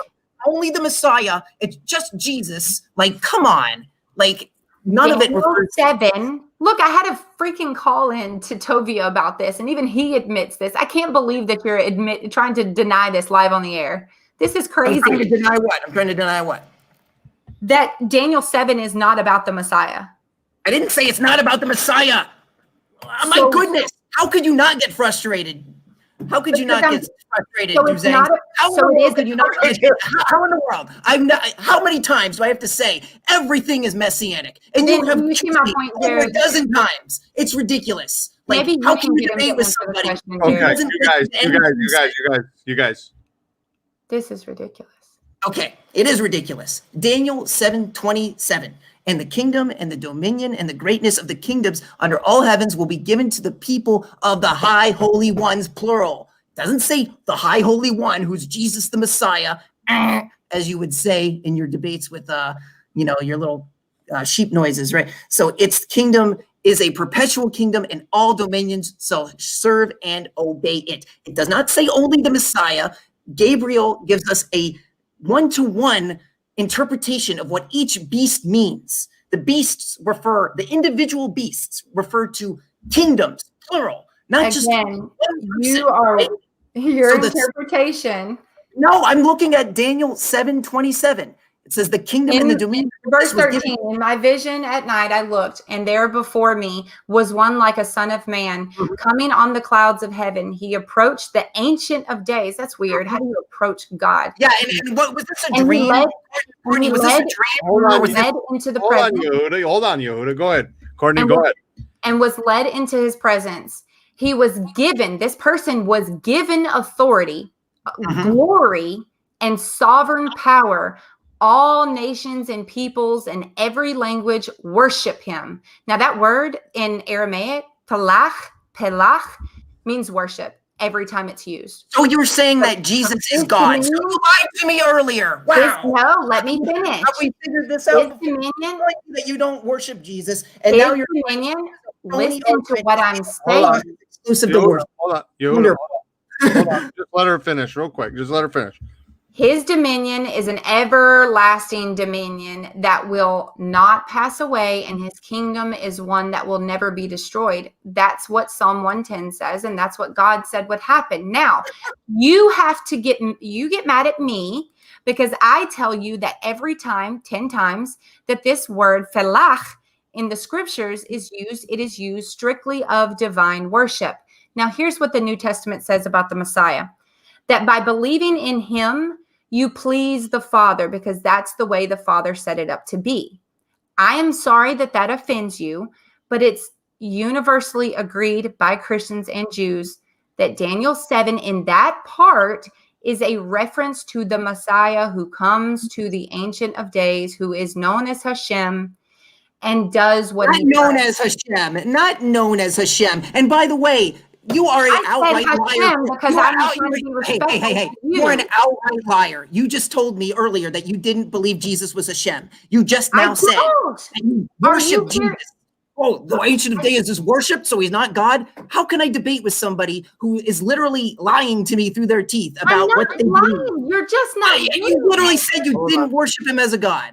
And now you're saying, oh, the Messiah is God. He's Hashem. No. Shalom. Shame on you. Okay. Anyway, I'm going to give my perspective on Daniel 7 and show you. I never said that, so you're misrepresenting me. The host heard you say, deny that you were, like I can put him on, I'm sure you heard her say it. You can look years worth of me not saying that Jesus is Hashem in the flesh. The reason why I said who is known as Hashem, because I'm trying to be respectful to you and not say the name of Yod He Vav He. Oh, exactly. So come on, like you're worshiping Jesus as a God. Like don't. No, I'm not. Come on, look. Let's look at the actual. I don't look. We all know what you said. We're going to look at Daniel. We're going to look at Daniel for what it actually says. Okay. So Daniel 7:13 through 14. It says, "I saw visions in the night." Let's. I wonder if I can share the screen with this because this is really important, so that we can do a comparison of these two verses. So share, it might not share. I don't know why it's not sharing. Anyway, it's not sharing. So whatever. So I saw in the visions of the night, and behold, the clouds of heaven. One was like a son of man coming. He came up, and the Ancients of Days was brought before him. And he gave him dominion and glory and a kingdom. And all peoples and nations and tongues shall serve him. And his dominion is an eternal dominion, which will not be removed. His kingdom is one which will not be destroyed. Okay, now she leaves it there like all Christians do. They never like to read the next few verses where Daniel says, my spirit, Daniel, became troubled within its sheath, and the visions of my mind terrified me. So this is a vision that he doesn't really know what's going on. And so then in verse 16, it says, I drew near to one of those standing there, and I asked him the truth of all of this, and he's told it to me, and he let me know the interpretation of the matters. And then verse 17 says, these huge beasts, which are, that's what I wanted to see. Which are four kingdoms, which arise from the earth. And the holy ones, verse 18, will receive the kingdom, and they will inherit the kingdom forever to all eternity. That's the resurrection. Scroll back up to where it says, he gave him dominion and glory, and peoples and tongues shall serve him. His dominion is an eternal dominion, which will not be removed, and his kingdom will not be destroyed. So that looks very reminiscent of verse 18, right? right? No. Looks very similar. Listen, Oh, it has nothing to do with it. now, I'm Okay, you're not convinced? Then let's go to verse 27 then. You just asked Let's me, go do to you verse know what you 27 got then. on? The Hold on, kingdom, hold on. Let him read 27 real quick. Okay. the kingdom and the dominion. This is the interpretation of the dream, and then the dominion of the greatness of the kingdoms under all heavens shall be given to the people of the high holy one, not just the man, not just the Messiah, including the rest of the kingdom, not just one person. That is what the man represented in the dream. The beast represented kingdoms. One beast represents one kingdom. One man represents Israel, the nation, the high holy ones, not one person. So, yes, is this a prophecy about the Messiah? Absolutely. Is it only about the Messiah? Absolutely not. And don't you forget it. Daniel ends the argument right there. Okay, thank you. I'm sorry, but I think you're wrong. Because Daniel's wrong. I don't know what to say. no, I mean it's clear. You admit that it's about the Messiah.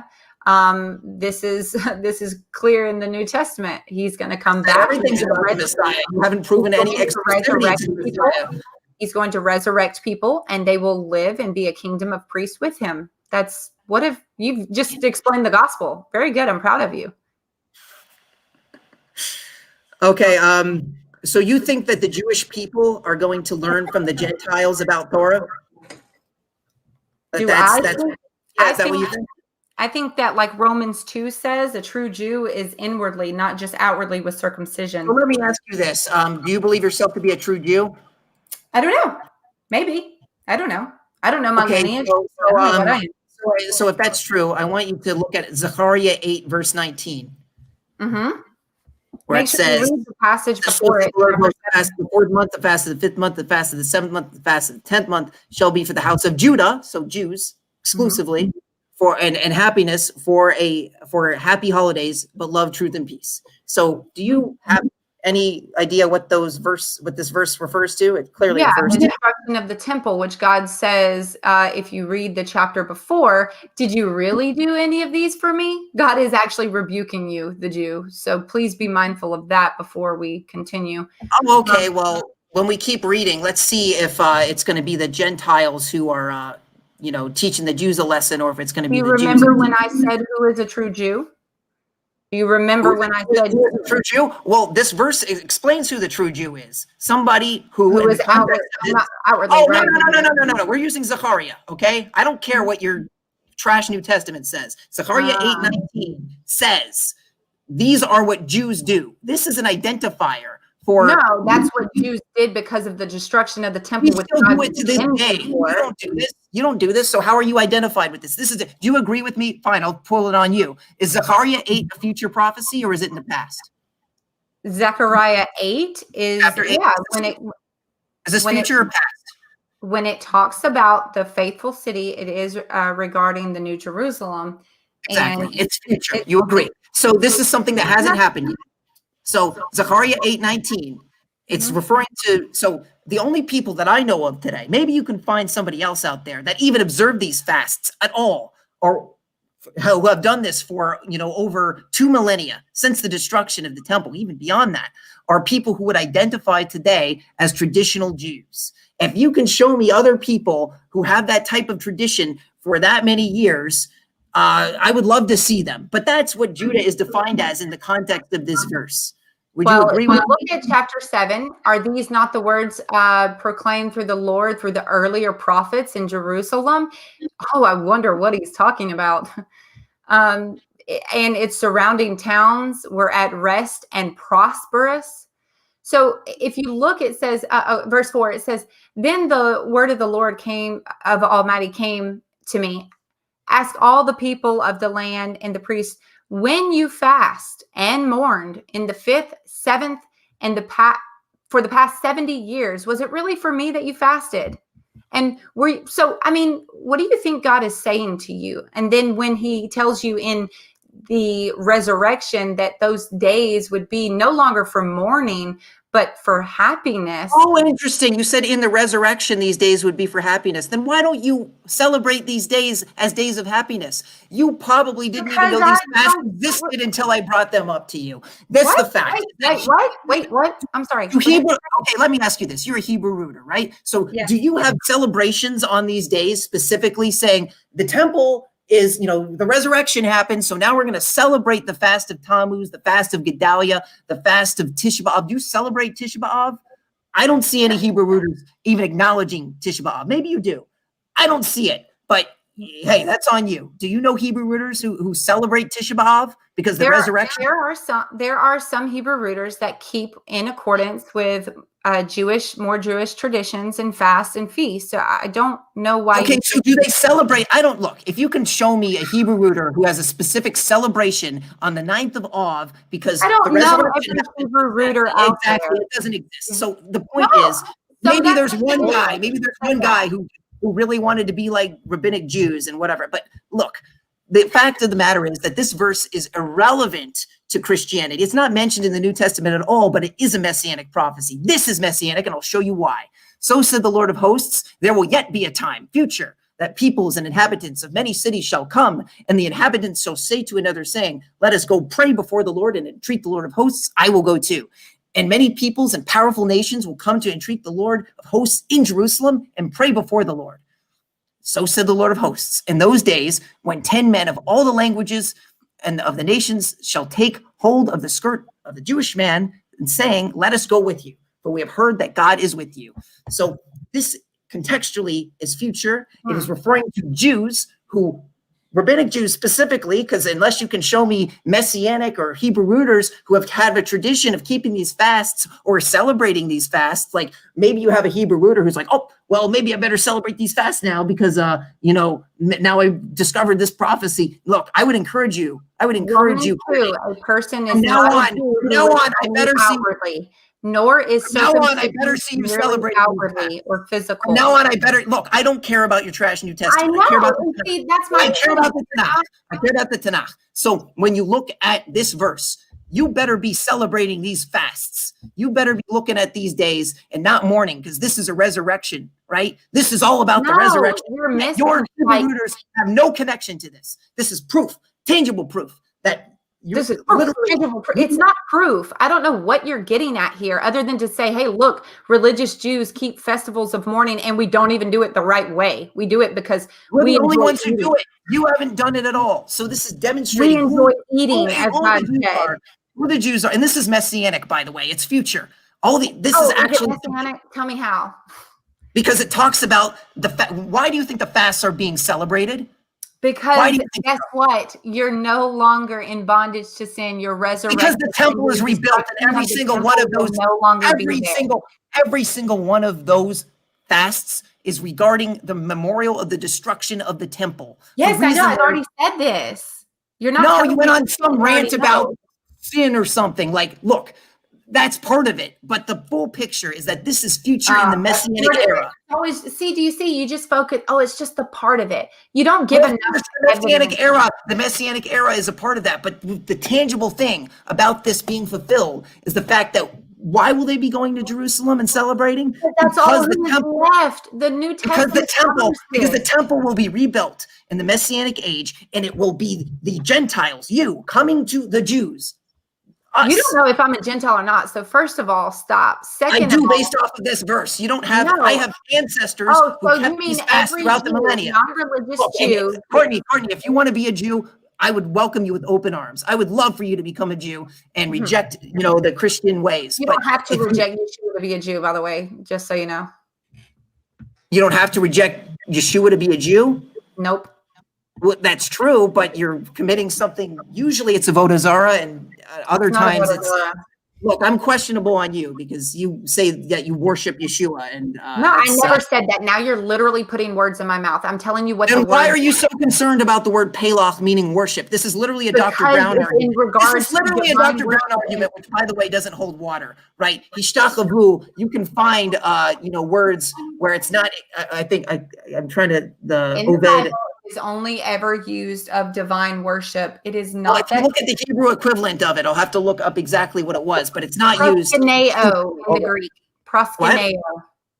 What? Proskuneo in the, pay I'm attention. talking about the Hebrew, not the Septuagint. But look, the point is that we're looking at something. Look, I already demonstrated that it refers to the nation, not to the individual. So My that's husband all I need. described- I know you like to go on linguistic tangents. It's like every time it says this, but Yeah, that's not because good. it Context matters. is king. Linguistics Context is matter. king. You want me Context to is king. skip the Go ahead. semantics? Context is king. Hold on. Context is king. Go That's ahead, the end of Courtney. the day. Go ahead, Courtney. Go I ahead. am being told here, I'm going to wrap up. I'll let you have the last word. I know it'll please you. My husband just pulled in. My children are going to come in. Mommy, and I need to wrap this up.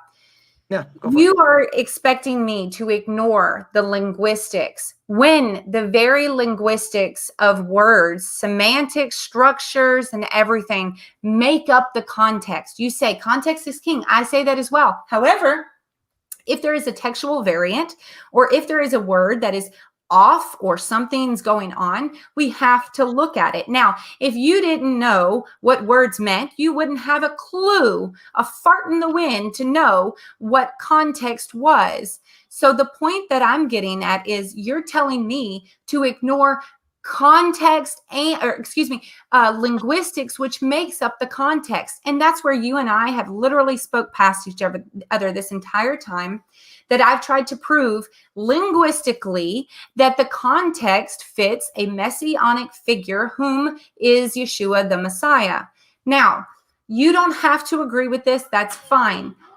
Speaking of, here's my children.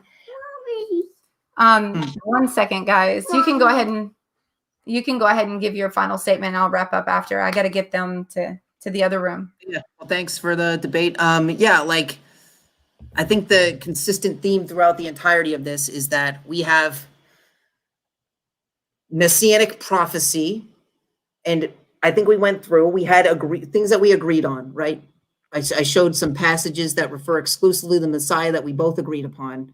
You know, the passage in Isaiah 11, the passage in Isaiah 11:1, the stem of Jesse, the passage in Ezekiel 37:24, my servant David, Hosea 3 verse 5, my servant David in the end of days, Jeremiah 30 verse 9, David their king in the future. So all these are future prophecies that somehow we agree refer to the Messiah, son of David exclusively, yet every single other prophecy, from what I could see that Courtney brought up in this debate, was not exclusive to the Messiah, including Isaiah 53. I demonstrated that it contextually refers to Israel, including Zechariah 3 verse 8. I demonstrated that stone and the servant refer to Zerubbabel, referencing Haggai 2 verse 23. And also the building of the temple, which Jesus didn't fulfill. I also demonstrated that in Isaiah 7:14, that the alma refers to Isaiah's wife, basically because he says contextually this refers to signs and symbols in Israel. It didn't say it had to be find fulfillment in the future only. He says, I challenge anybody, compare Isaiah 7:16 with Isaiah 8:4, and you will see this is a fulfillment of that prophecy. So that's all we needed to do. We didn't even need to go through a linguistic argument for that. I did it to humor Courtney, and that's why Deuteronomy 22 legally demonstrates that Betula is very specific to virginity, and alma is not so much.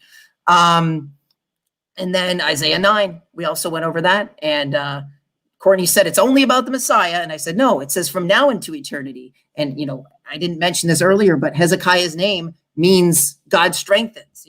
The whole Kel Gibor argument there, and so there's it says from now into eternity. It doesn't say, oh, it only refers to 500 years in the future, and let's ignore Hezekiah, who was one of the greatest kings to ever rule over Judah. Let's just ignore that, right? And then all those prophecies came to pass.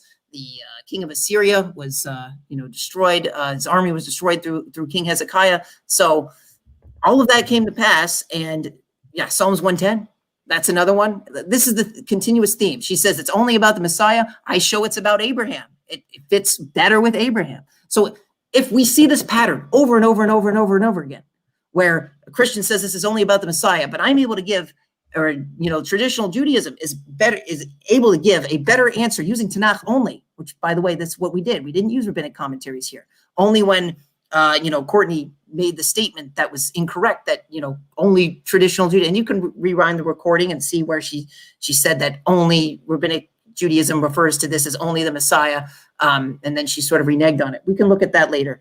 But yeah, that's my position here, is that we need to distinguish between prophecy that is exclusive to the Messiah and prophecy that has fulfillment in its time. And we need to acknowledge the prophecy having fulfillment in its time. And if you want to say it refers to the Messiah, that's fine. But please do not say that the original context is null and void just to prove, quote unquote, prove your ill-fated case for Jesus as Messiah. Okay, I appreciate that. Sorry about the interruption. I've got just a couple minutes before my children have to take a bath. So I wanted to go ahead and give my final statement before we leave out of here. So what I have tried to do here today, and I think I've done without really having the opportunity to speak, although interrupted many times, I've proven that the promise of God is found in Genesis. I am the person that goes back from the very beginning of the Bible and works our way all the way through. When we look at the context, we have to build up the context to see who is this figure, because if anything can be messianic, then how can you disprove or not, especially when there's no temple and there's no way to prove the blood lineage of the Messiah since the temple is destroyed. So it would seem as though Daniel was correct. The promise is the scepter in Genesis 49:10, Numbers 24:17, and Psalm 45 and Psalm 60. And if you read these, you will start to notice this pattern where God says that he saves us with his right hand, and that he calls this right arm the scepter of Judah, and that if you continue to follow these same patterns, you get the idea that this figure who is messianic is called many messianic things, like the branch. He's called the scepter. He's called the banner.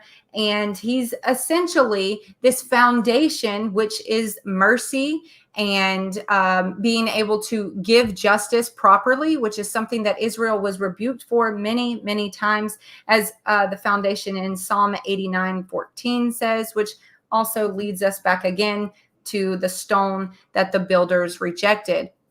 So my point is that we both universally agree on messianic passages about the reigning king. What we do not agree on is the suffering servant aspects. And the way to prove the suffering servant aspects is to prove universally agreed upon verses such as the branch, the semach. But if you have someone that says, oh, Judaism doesn't say that's messianic, then it makes it difficult, because then if you can renege on what Judaism actually says and agrees upon, then you have no foundation to go on. And this is unequal weights and measures. By the same standard that we judge the Old Testament, we, as in Christians, also judge our New Testament, and we have to be able to reconcile any differences. And I think that overall, I've proven that Isaiah 7, 8, and 9 are messianic passages. The passages ultimately project you into the point of his birth, and then project you into a time when this stone would have been rejected. And because God uses, again, what he says is, I will make known the end from the beginning. So this is why you see at the end of days, or in that day, or in that latter days, or in the year of the Lord's vengeance, which is very interesting because Isaiah 61 clearly is mentioned in Luke 4, that Assyria and all of these Babylonian figures, which are no longer in existence today, yet the Bible tells us that these figures, or figures like them, will be destroyed by the Messiah when the Messiah returns. And so Isaiah 7 and Isaiah 8 project you into that time. Isaiah 7 tells you that he's the banner, and he will whistle and or hiss around the same time that he returns and destroys things. Jeremiah 50 verse 13. As you continue into Isaiah 8, the name Maharshala Hashbahaz, it tells you that this is what is going to be the remnant that returns. That is the resurrection, when the point happens that the Messiah returns and destroys all enemies. As you continue on into chapter 9, it is about his actual walking, his ministry, him in the Galilee. And as you continue forward, you can get an even greater picture, of which we did not even go into, chapter 10 and 11 and so on and so forth, which tell you about Assyria and then tell you about the end days when the Messiah returns as the branch of Isaiah 11 and being that root that stemmed from Jesse. So again, the point that I'm trying to get across here is that we all agree on these king passages. We do not agree on the suffering servant passages. And Judaism doesn't have a monopoly on the scriptures to say what is and is not messianic. You have to be able to identify that using the Torah and then follow that passage all the way through.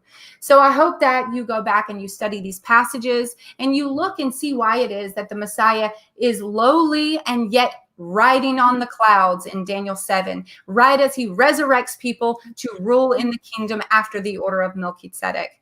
And for that time, I thank you all. I hate that it turned into a screaming match, but I really appreciate everyone's time, and shalom. Oh, thanks. Yeah, shalom. Yeah, thanks you guys for coming on. Thanks everybody for watching. If this is something maybe you'd like to do, information's down below. Yehuda, do you have a YouTube or a Facebook or anything like that you want to? I advertise this on the Counter Missionary Voice and One God of Israel. Yeah, I think that's what it is. I'm admins of those groups. So, yeah, and obviously this is, yeah, we'll see what happens with Dr. Michael Brown and Tovia Singer and all that. So we'll see. Yeah. Courtney? Yeah, so I have a YouTube channel called Biblical Apologetics, and there you will find a lot of studies where I dive into all of the things that I mentioned here, where it's concised down into a 30-minute video or less. That way it's not so overwhelming and like drinking from a fire hydrant. But everything that I've stated, you can see and view there, and I will continue to make videos. So if there are some things that I covered here that I have not yet made a video on, it will come, and you can always ask, and I will do my best to get it out as possible. As you can see, I am a mom as well, so bear with me. And thank you. Shalom Aleichem. Thanks. Yeah, shalom Aleichem. All right. Thanks a lot. All right. Thanks everybody. Cool, cool.